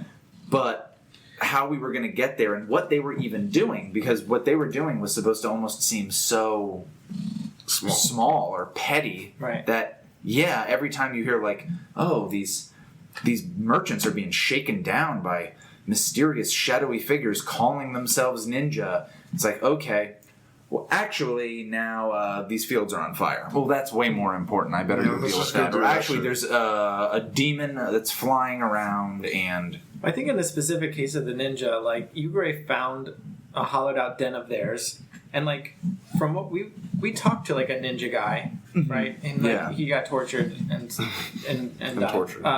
And we learned that it was just a bunch of guys being ninja and shaken. But then there was like this hint of something else. Yeah, because there's fucking small crawl because spaces. there's tiny crawl spaces, and there's still something mysterious, and you don't And that really. was horrible. You thought you learned everything, but really there's this extra secret, For a and that's long- what made it persist. I think is Yeah. like. That's a good point. For a long time, I thought they were the snake If people. that had just wrapped Me up, too. like there wasn't a secret tiny compartment. It's like, oh no, you found him out. You It's like got just him out, dudes. and it's just dudes. And maybe even like you get a beat. Like even if they come back at some point, you know who they are, what they're doing, and how to find them again. That would have been enough, like to say the ninja problem's done. But Yeah. instead, there was like this persistent question of whether This is a little- there's more to discover about them. How important are they really? Oh, they're back in action. We must not have found the real ninjas before, and like we never solved the mystery of the tiny holes. My tiny hole. It was horrible. The small holies. The small holies. Always. So it's just the way things wrap up or Yeah. don't wrap up, right? It's Like pretty bad. it can't go away as a plot thread until we know everything, Yeah. which is hard to probably to manage as a GM, like because you don't want to necessarily say everything. It's like how do you say this isn't actually an important thing, but it is still happening, and you don't know everything about it. So, like, Yeah. Is it an apocalypse world? You're supposed to have like a threat wheel or something? Mm-hmm. Like, so you're just prioritizing different threats in the wrong areas? Definitely all of us run Yeah. very different strategies for 90% of the game. I would say. Yeah. How much did you change of the plot, if any? I would argue I didn't change up the plot almost at all within like the box set. I used the Opium War stuff as close to what I could. Since most of the box set was a sandbox kind of thing, like you can change stuff up all over the place here and there, and that's not a problem. There were certain things that I had to change up. Once Magda was dead, once Magda was dead, it was an issue of, well, how do I keep the House of Foreign Stories around? I still want it to be around, and then it was like the purpose of the House of Foreign Stories was it was supposed to be almost the gossip hub. And when it wasn't being used for that, when Magda was there, and I gave it another shot with another patron that was like, okay, Aji's not going to fuck this old lady, but maybe he can use this as the gossip hub, and he kind of still like wasn't super interested in that. I love it. I was like, all right, well, fuck this place. I'm going to use it to spark more of this conflict. And it was Michitaka came in and just throttled this woman to death. But when Sanafusa found out someone had come in and killed her, he just assumed it was the Bayushis because he had like a chip on his shoulder about them. So like that's his conversation with Aji was like, oh, the Scorpion came in here and murdered this lady. He ended up almost marrying into that family. Well, he was his sister. Almost married into that family. What a weirdo. Yeah, That's fucking but- old man. Swear to God. Well, he wasn't the old man; he was the son. But The whole group of them, Yeah. both of them together combined. but so What a they. shit show. But yeah, so there were certain things that changed up, but I didn't have to change up too much. One thing that was an interesting thing was in the box set there is the whole deal of like Soshi Saryoku after Watchful is killed, she like dips, she goes underground basically. Her whole operation scatters and she vanishes. She is working with the Kolot, with the secret conspiracy that she's been forced into to kind of do these things. At no point in that box set are they like, well, what if they look for her? Literally never address that issue. And wouldn't she have a house? And I was like, shit, I can't say no, she doesn't have a house. Well, that's crazy, right? That's too stupid. So no, I'm like, you know what? There's a chance you guys won't find her, or it'll take a long time to find her. It should be tough. She's supposed to be a very powerful sorceress, and and she uses like evil dark magic kind of a thing. So you know what? Yeah, here's her house. Guess what? She is a fucking evil sorceress. Mm-hmm. So that's why I threw that out there, so you guys found it out quicker. Mm-hmm. Which was good. Or more quickly. And so just because I was like, I don't know where they would find this information, the box set doesn't have any info about it, and I don't know where it would come in. And then when people would ask, where is she? it's like, oh fuck, well if I tell you where she is, you're gonna want to go hunt her down. So at first I was like, oh, she's outside the city. And that's why I had her be away, but I told, I think, Taiyo, like, but distance isn't an issue for her at this point. Like, she can move quickly between these places. And I had her... Like, wow, I'll never sleep again. Yeah. Well, I had her come back into the city to, like, get revenge and, where the big Bayushi warehouse fire. And then she was in the city still for a while after that. Yeah, that weird eyeball scene. She was like, Yeah, I didn't like... Well, what I meant with that was she couldn't come back. That place was called the House of the Plum Blossom. And... Plumbus. Yeah, the House of the Plumbus. The House of the Plum Blossom is supposed to be like a really like... almost like a snuff film torture dungeon place. Accurate. Which was there. As I was doing that scene, I'm like, I don't like this. I definitely don't want this place to come back at any point. So, Fuck this place.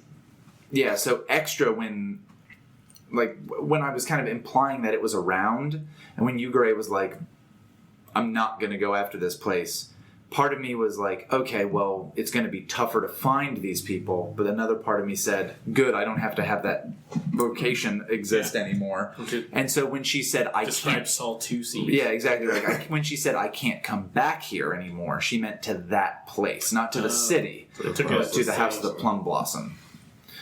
And, so that's why Yuriko and Saryoku burned the place down. Remember Did they do that? Yeah. So I got to address on microphone the Thunder Guard. So I know the Thunder Guard seemed like the major impediment to you guys constantly, and that they were always a massive pain in the ass. Who the fuck? And honestly, probably to Ishi, that maybe should have been the case. But to Taiyo, that should not at all have been the case. Where, like, literally, you're in bed with their bosses. They should have fucking been all over you. Well, no, but the thing was, the Thunder Guard is supposed to be this ever-present thing throughout the city that, like, half the time when it's a situation of, we're trying to find this place. Oh, you guys talk to some Thunder Guard and eventually they'll point you out to this way. The thing was, that's such a non-important thing that we forget that it even happened. So, like, your interactions with the Thunder Guard were predominantly positive. It's just they weren't well, this is true of many things in life, but you remember the negative ones. When a restaurant's okay, you don't write a review of it. When a restaurant sucks completely, you tell people not to go there.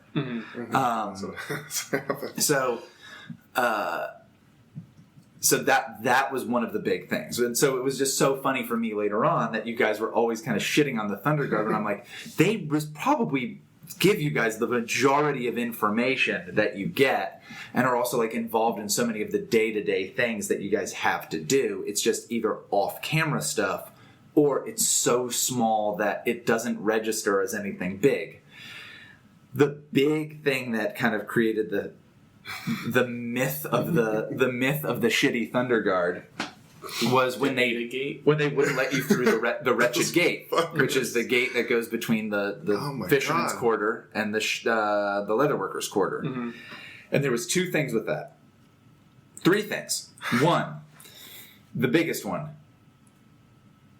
You guys like failed a roll, and so it was the response of like the failed roll of these guys pushing back at you wanting to do this thing that was socially weird. Like, I'm a very fancily dressed gentleman. I want to go in these sewers. Like, city worker, let me in there. Like, no. Why are you, like, what's going on? You don't want to go in there. And then the more you pushed, the more it became an issue. If at any point you guys were willing to whip out your badges and be like, we are looking for a thing, I hear you. You would have absolutely gone right ahead to do it. But it was an issue of they were kind of like a little bit more intense about it because you guys had failed a roll. There's the cultural aspect of none of the Edda are different from one another. So when it's like, we have to see this particular one, we have to go visit him. It's like, there's one of them? Are you kidding me? I have to get this sand. What? Like that, like, I was trying to play that up. Get that dozer. Yeah, exactly. I want to eat their little houses. Everyone's old enough for that. Sure. Nope, just kidding. I'm a Gorg. Anyway, so I self-identify. But yeah, so like those things kind of added up to be a massive pain in the ass. And I think that image of the Thunder Guard just stuck around through the whole rest of the game from session 4. What I did time that, and it was like over 30 minutes. It was a bad time, okay? And you're right. And in retrospect, afterwards, I was like, damn, I did just kind of literally put them at this gate. But at any point, they could have just shown their badges to these I guys. hear you, but like the longer it went on, the less we could have shown our badges. We literally just argued with these guys for 20 minutes and then go, no, Jake, we're actually these important people let us through. Right. I mean, You can't just do that. You're going to be like, what the fuck? I'll have to listen to it again to That'd like be hear the even worse. specifics. But it's like, that was the situation that was going on. And I was trying to push. I remember us even trying to go above their heads and find, like... Well, eventually, when you left that area, you talked to, like, The Thunder a captain, and I tried to, I tried to, like, explain some of that to you. But I also was trying to push the idea that you guys were the new magistrates in town. You'd only been the magistrates for maybe a week or so. Okay. And so these people didn't necessarily know who you were. Whereas towards the end, if you didn't have your badge, but were like, all right, we're coming through here, the Thunder Guard would for sure know who you were. But like you were the new cats in town, and they didn't know you. You weren't identifying yourselves as who you really were. I hear you. And you were doing a thing that was socially weird. You failed a roll. They just assumed something was wrong. Yeah, I feel. I had this down too. Like, I don't know how much this happened after this Thunder Guard thing, but especially in the Thunder Guard thing, like it. Like I feel misses should be like way more important. Like, just all right, you missed, so we're gonna spend the next half hour debating this. I feel like they should just like attacked us. Like, listen to my authority, and just like attacked us or something, because that would have like driven the drama better. Or like them trying to like arrest us or something. Like, you're acting fucking crazy. How about we take you to a holding cell? Yeah, it's like hard move. Crazy Like, people. Okay. Just I like, will say I was well, trying I'm to taking out my sword then. I was trying to put you guys in a position where either you'd go like split and like either you'd leave or you would have to fight these guys. They feel it just should have been Like they well, go no, for we're it. gonna fight you. Like you're under arrest. I think we at least me. I don't want to speak for you, but it's just like I was thinking of Taiyo as in like, these are just Thunder Guard. They're like lower level, oh for like sure. lower class than me. Why are they shitting on me? Like, fuck you, let me through. Why would you do this? It was I've got a just- sword. It was just like the second it went south, it was just like.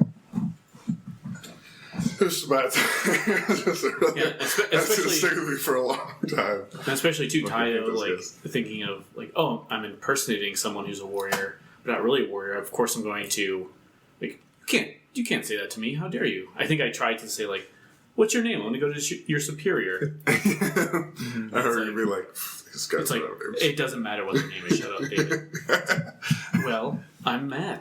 Oh, write a complaint. Let me talk to your manager. That's exactly that was the whole thing.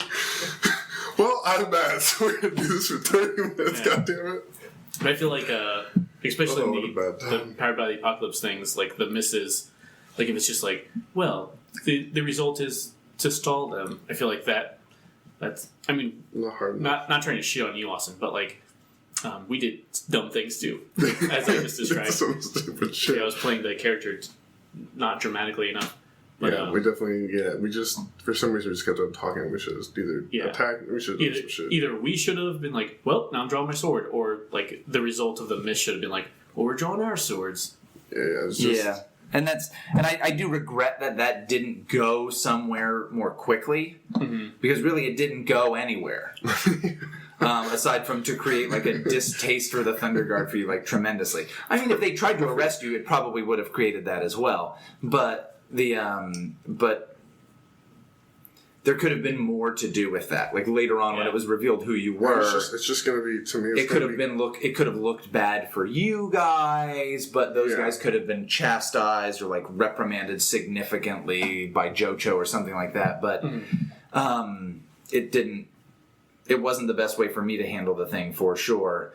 But it's just funny that was the impression that you guys got. That was the imprint that you guys had of the Thunder Guard. And even though throughout the game, probably the majority of information you got from the would get from the Thunder Guard, because they're the only. One of the things that's supposed to be there in this game is there's only 2 groups of people who are everywhere in the city. The firemen and the Firemen. No, because the firemen, remember, are fractioned or factionalized. Sure. So the strong arm don't share information with the fire eaters. Okay, yeah, I hear The you. Thunder Guard and the Ada. Oh, okay. Yeah. They're the only group that are everywhere in all of the quarters of the city all the time. And so, like, the Ada see the city, and, like, they're also supposed to have a different view of the Thunder Guard because, you know, you talk differently when the cops are around than you do when furniture is around. I hear you. I do also think it's going to be kind of hilarious if people ever listen to this. That has to be edited out, like 90% of that whole thing. And so for the rest literally what I'm literally on that episode now. And so for Just the make rest that one of entire episode. for the rest of all time, we're gonna hate the Thunder Guard, and people have no fucking idea why. Because we had like a 1 minute like, hey, let me through. No. Alright, well I guess I'll leave now. I hate these guys. I These fucking guys suck hate these ass. guys, the son of bitches, for the rest of the 30 episodes. People be like, I'll just say that there's this thing that like Yugare is incompetent as a magistrate, which is partially my fault as the player because I just felt like I didn't know what I was supposed to do, basically all the time. Like we have these things to investigate, and it's just like, okay, well, how do I investigate them? Like I don't know who I'm supposed to be talking to, or like I go search around the city and look for something, and I like get attacked, and then like I tried to commune with the kami and like learn weird riddles, and it's just like I felt really useless a lot of the time. And like sometimes I'd find something and feel like, okay, I'm making progress, and just would get real like you were saying earlier, like you felt like the moves had the potential to give us too much information if you followed them the way they were written, and so you held back some. But then I felt like I just got roadblocked over and over again and had no idea what I was supposed to be doing. I would say your moves in particular had a hard time because they were like, and then the gods tell me what to do. Right. And I'm like, and my thought was, I'm like, I want to try to honor those, but if I totally honor them and then just God comes down and is like, it's that dude over there, like that'll be too much. So instead I tried to give you these riddles. Right. And so like the 2 that I thought were good were the one. Well, the 2 that I thought were good answers, because I wasn't happy with any of my answers to most of those questions, with the exception of the one about like, oh, you need to look to something noble but not in a high place or something like that. And so that was the Ada, like they killed Naratoki, Right. and then the thing about like the blinking eye from the moon cave. I figured out that for one poppers. after Taiyo died. Yeah. It's like, oh, that one makes sense now. I think it was you're looking for poppers among princes, and you should be looking But that- for princes among poppers. Yeah, That clue even was like me very explaining early later. on, Yeah. and then I didn't find out what it meant. And I didn't know honestly, what as a that player, shit- I don't know how I could have figured that out. It would have been very tough, but It would have been, yeah. You guys- I wasn't trying to shit on everybody. I was also trying to play up Yugare's not feeling like he should be here. Right. And Well, so that if everybody's was fucking if everybody is telling him you're not good at this for these failures that all the rest of these people are having, the bigger issue was like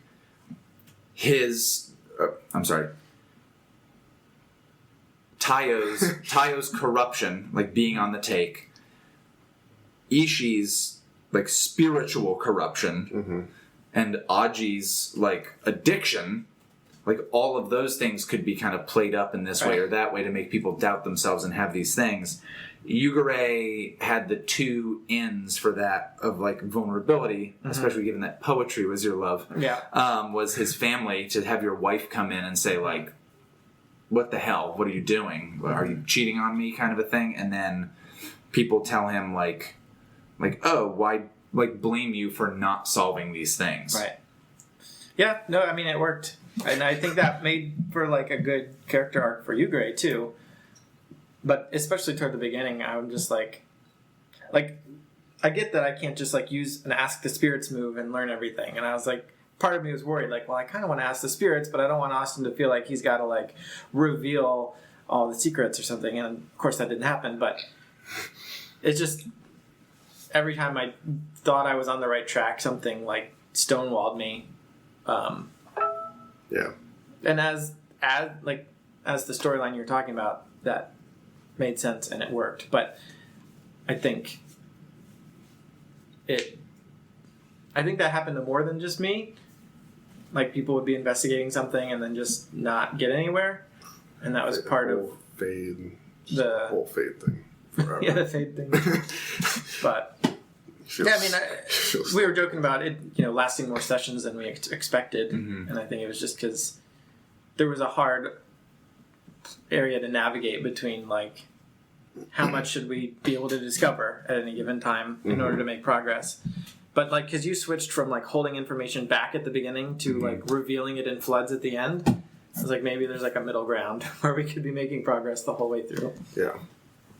Yeah, I just want to have to go soon. But I do want to add to this that, especially because I feel like the setting is set up like all noble, like, super upper class, like, Jaime Lannisters in this world. And I was, a lot of times, like, going with that, like, a lot of people are like, no, I don't know about talking to you. It's like, how dare you speak to me like that? Like specifically at Thunderguard, but, like, I feel a lot of times, like, there were maybe more because I was a courtier or something. Maybe I felt like, oh, why wouldn't this person talk to me?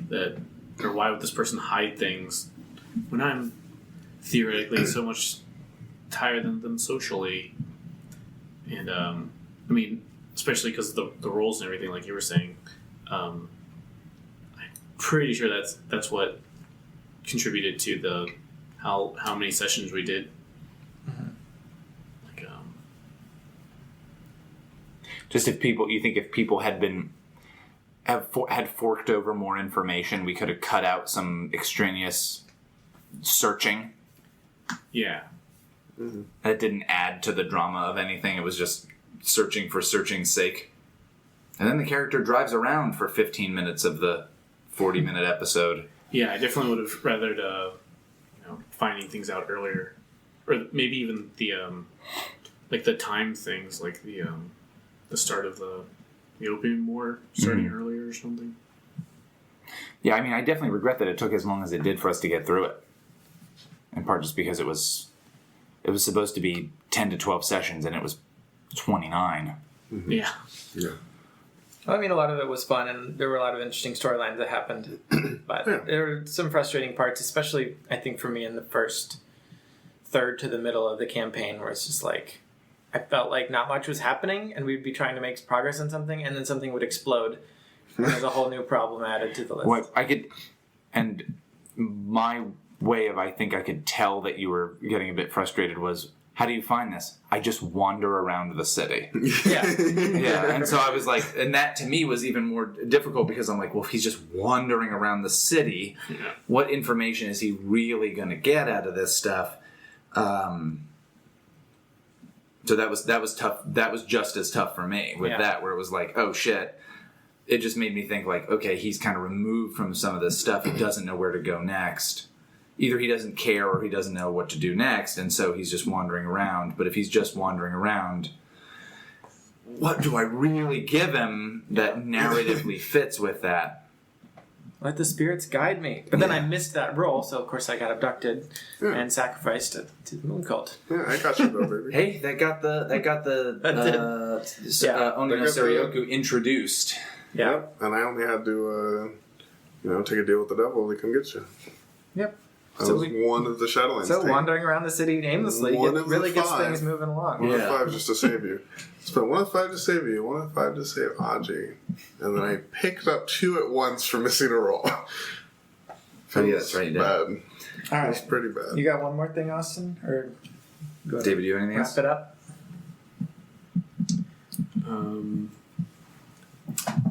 I guess I have two things. Well, I was gonna say, yeah, just real quick. I feel like the scene framing was a good idea, like leaving it to us, but it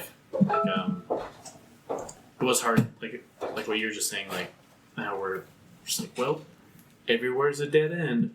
Where do I go? And it's like, oh, and now it's your turn to frame a scene. It's like, I don't know. Everything I've tried is a failure. I don't know what to do. Pretty much every time that happened, I just fell back and going to Baronata and fucking bitching at him. Yeah. So you're saying when I would just ask you guys, what is Aji doing? What is Yugare doing? Yeah, I feel That was especially, tough. Worked especially like sometimes, and the it middle didn't part. others. Yeah. Like sometimes I definitely had like an idea, but I feel like I might have been the only person that was like pass occasionally. Like, I don't know, pass. Like literally, there's nothing I can do right now. Oh, he did too. But yeah, I just wanted to.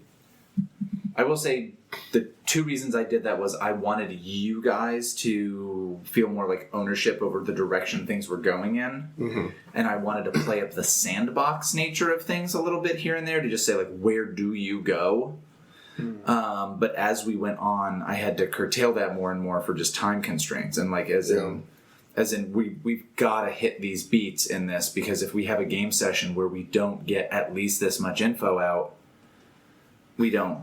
We're trapped. Yeah, like we're gonna get stuck. And I will say, when I didn't know what to do, it's just like, well, fucking meeting. I have to say, meetings, but also we really didn't use the book as much as we should have. Like, even up to like session 26, I was like finding people in the book. I was like, oh, this would have been a great person to go talk to. Yeah. Like, there was a dude pegged in the book as just, oh, this man definitely has Shadowlands taint. There's a crab with Shadowlands taint, and he's the guy with the birdcage leg. Yeah. Yeah. Kaioshinya. The only one I remember. It's like fucking episode 26. I'm like reading this. I'm like, well, Yeah. that'd have been cool to spend a session on. I'm glad you didn't try to deal with that. It was way too late. I was. Well, like, yeah. Well, one of the whole things with that character is when he if a new magistrate comes into town that is a crab, he will get out of town. And so, like, if you tried to talk to him early in the game, you might have encountered him. I'm glad you didn't, because my whole thing was going to be like, oh, he left. And, and maybe you could have heard about, like, how, like, oh, this person may have been blah, blah, blah, and I would have maybe tried to do that. So, but I'm just glad you didn't ever bring it up, because it's like, good. Good. We didn't have to Cross that country shit. chase. Right. Well, this thing only has one leg. Yeah, I agree. I was happy in the later sessions when I started framing the scenes for you guys. And I think in the beginning it worked out well, because I was like, I'm gonna have a dinner party with everybody. I will say, if we were to do a game somewhat like this again, the meetings, I hated the meetings, and I A hate lot of the meetings was, I have no idea what to fucking do. What does everybody say? right. But here's the deal. And this is just the nature of some shit, maybe. They went on way too long. And oftentimes, especially listening back, and this happens at real meetings at work, people would repeat the same shit over and over again, and you'd kind of rehash it and go through the same stuff. And I understand it's partially because you guys were confused or you were lost on whatever. So I think if we were to do that, if it's like, oh, you have a meeting, I would say keep it real short, but then beyond that, say like, okay, coming out of that, let's have somebody make a move based on that meeting, and this is what you're able to do. Maybe that gives you a bonus in the future. Maybe that acts as you collectively worked together to do this. But when we just hashed shit out, there's this amazing, like that Zombie World game that's coming out soon. That's the same mask guy. They have like a move just like, make a plan, and it's like, all right, you start and you're already doing a thing, and based on how you did your move, you get bonuses to do your plan. I get that it might not have made great audio drama, but the meetings were just an in-character excuse for us to just talk to each other as players, because there's a lot of things that like one player would discover, and like, so we're kind of reassessing, what do you know, what do I know, forget it, we just all know this now, and like we got to talk about it in character and out of character, just like, what do we think's going on? What do we want to try to do next? And if we tried to skip over that, we'd just be like Like mumbling idiots. just confused and No, like, I understand Yeah. that completely. And at a bunch of different points, like, meetings totally changed what I thought was going on. Like, a 180, everything I thought was totally wrong, what the fuck is going on? Yeah. And, like, changed who I thought was the issue and all that kind of stuff. Let's say thinking back on it, like the bleed, like that role playing game term where it's like when your character's emotions like bleed into your own emotions and you feel like the same. I feel all of them happen at During meetings. meetings. And I was like, oh really? I'm just gonna fucking throw me under the bus? What the fuck? And I was like, I can't believe you betrayed me like that. And then like I think Yeah, Ishi at some point did like the same thing, like, no, well I'm the boss now. I'm like, what? Are you kidding me? I thought we were friends. Yeah. Like that, like the it was so. It was affecting Taiyo so much that it was affecting me too. I'm like, oh, this is crazy. Yeah. I think the those meetings- are the cool like parts of role playing, right? Yeah, I think the meetings, the best, when the meetings were good, it was because we all came to the table with different information and different things we wanted. Like, when Taiyo was still hiding all this stuff, and we were kind of trying to tease it out of him, because some of us had, like, oh, maybe he's doing this bad thing. Or when I had all this stuff about Baronato, and you had all this stuff about more conspiracy and that kind of thing. Mm-hmm.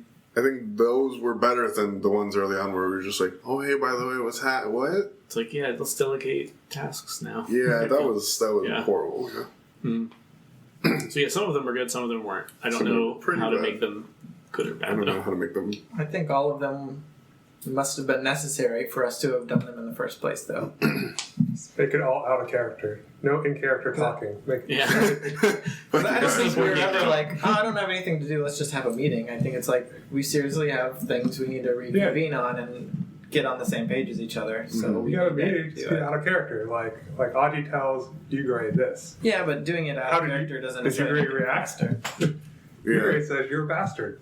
Out of character only.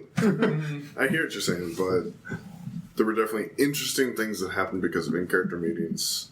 I don't know if it's enough to justify the amount of boring shit Yeah. that was just- in-character meetings. It just they were often very long, and it was a lot of like 3 steps forward, 2 steps back kind of stuff. So like something Well, I did bet come that out of shit- it in the end, but it's like you guys came in and it seemed like we were really gonna go, so, and then you almost talked each other out of doing more dramatic and interesting things. Yeah, I feel especially must have been horrible for you because it was us discussing a bunch of things that you knew and sometimes just going in the wrong way with it. That didn't bother me in the slightest. you did No, not give a shit? that part didn't bother me. The thing that surprised me, and it's not so much that it didn't bother me, but it surprised the hell out of me was when Ishi gave up the information about Baronato so quickly. It's Like I felt like you finding that out was a big deal, and he kind of gave that info up. And then I feel when Taiyo kind of gave up a bunch of Taiyo's information, even earlier than like I've been outed as the guy working with the cartels, Taiyo still gave up some more of the information of like than I thought he was going to. Mm-hmm. And that would always surprise me. It didn't upset me, but I was like, whoa, and again, I wasn't prepared to have the characters be armed with this knowledge to begin with. But the funny thing is, you guys often had the knowledge and didn't act on the particular thing. Like you knew this stuff was going on, but didn't do stuff about it. It's really hard Yeah. to act on, especially with the whole, you have to have 2... I think Oh, part God, of that was that always the evidence thing was temptation killer. of like I don't know what the term is, but like the premise of like, I'm a cop and I know this person is a criminal. I am sure of it. I just don't have the evidence to prove it in court. What do I do about it? Kind of a thing. Like, Batman. yeah. Batman, just do it. That would have added a different layer That to should have just the... done it. Should have Batman. just become Yeah, all Batman. become I should ninja. have just fucking Yeah. started killing people. Well, I have to say, the reason I gave up Baronato so quickly is I gave him up because everybody was like, yeah, let's just go to his mansion like right now and find out what's going on. I was like, since one or two ways. Either they don't find out or they find out and I'm fucked. mm-hmm. That's what I was really... Okay. That's Interesting. entirely the reason I did it. I was like, Save your own skin. let me just take a quick little moment here. Baronato will probably be fine. And he was fine in the end. Well, that's the last thing that I'll kind of bring up. There were certain things that happened at the end. I actually liked that ending game session, but I thought a few things were either anticlimactic or like left weirdly ambiguous for how important they were. What happens to the cartels and what happens to Baronato were two of the biggest things, where it's like, okay, we made this big point of the cartels are on the brink of collapse. Saigo gets killed. Yep. So does just show... We brought up in the epilogue in the end that Taiyo's children are brought in possibly as the Bayushi cartel heads, like 10 or 15 years later, where Jocho is the head of the Shosuro cartel. And we also said that Baronato is like removed from his post at... Like he's recalled to Unicorn Lands. Mm-hmm. But... does he get any kind of comeuppance for this crazy conspiracy that he had that like pitted this city against itself for this long time and caused all this chaos? There was kind of like, I remember you guys had said we either have to go after the unicorn or go after the cartels. And unfortunately, the problem was when there's a big monster that shows up, we have to go after that big monster. Like, it doesn't matter who the big crime lord is in the city. When Godzilla shows up, you have to deal with Godzilla. I saw Watchmen, it's fine. Yeah, everyone joined together now. Right. But so, that to me felt a little, not disappointing, but like, oh, so what happened with that? Like, I'm the nerd in the audience going, so they didn't even deal with the cartels. Yep. Where's Faith? And Yugare's like, I'm just retiring, forget it. Yeah. You're just like, alright, Demon Gone, fuck this. And Ishi was just dead. So he didn't even... So you don't have to deal with it. I thought Ishi's death, that scene worked out really, really well. I will say I was really hoping to have Aji fight a duel in that last episode. And I was like, I was hoping Yugare would call Aji over to be his champion in that. Oh my god. And then Yugare just fucking jumped him. Okay, to be completely honest, when Yugare just like jumped him... You mean just shot lightning at Genji? Yeah, I thought that was like that's just like face damage. Like, what have you done? You've done this horrible thing. And then he told his father, he told Baronato, and I was like, there's no way this man doesn't he told her uncle. Fucking die in shame. Because this... Pretty much, he was like, hey, let's have a duel, get your person. And he just was like, fuck you. To put it there... To do that at the very end in that last session would be really, really shitty. In retrospect, I could have maybe said, like, okay, for these various things, you would have taken this face damage. Keep that in mind when you have your epilogue. Of, like, you're retiring, but you're not retiring on good terms. This is a dishonorable discharge at best. Yeah. You're not kicked out. You're not kicked out of office. It's unclear who knows exactly what happened. Right. I was trying to give, because Aji only dueled 2 people, and those 2 people were Michitaka 2 times. Yep. I dueled one. So I was a duelist. Right. So I was trying to have him have another opportunity to step in there and do that, and it didn't happen. And then when he got so hurt, it was like, okay, well, it also now doesn't make sense for him to step in on Baronato's behalf and be the duelist against Saigo. And so I did. I upped that bold stat and did great. Yeah. Or should I say, John Travolta in full-blown Badman mode, which is how he's described. Badman? Oh my god, why? I'm pretty sure Get Shorty and, what's it called? Pulp Fiction. Pulp Fiction. In my head, I was like, Phenomenon. Nope, that's not it. Oh, yeah, he was the coolest there. He was Michael. Swordfish. He was swordfishing. What's that, 98? I feel that's a little later than that. It's around. He was in that. actually. It's not too far. Welcome back, Cotter. Anyway. But yeah, any other thoughts? I don't think so. All right. It was on my checklist. Now let me give a long diatribe about the Israel-Palestine conflict. Oh, Yes. good. All right. Is this Fables? Pucker up. Are you going to explain how this whole campaign was an allegory? Yeah, it was an allegory. God. Didn't you see? Idiots. God damn. All If right. you'd figured it out early, you would have been able to solve everything right away. exactly. You guys are America. Figure it out. The end. The end. The end. All right, if you had listened to our final episode, you might notice that in the epilogue we changed a little bit of stuff.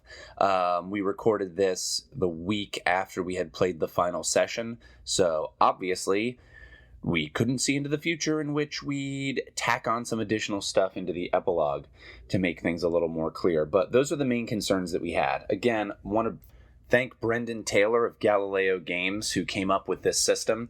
I know that we kind of threw out a lot of ideas about what you could do instead of this or that, but the game was a lot of fun.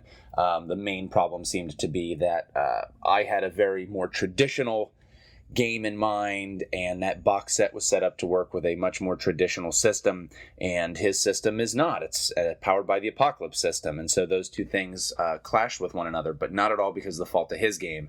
A box set that I think would work phenomenally with his system is the Village of Memora. That was a second edition L5R sandbox setting, but it had no large plots. It was just like, here are some characters with cool things about them that you could maybe do that are in this village, and that would work very, very well with his system.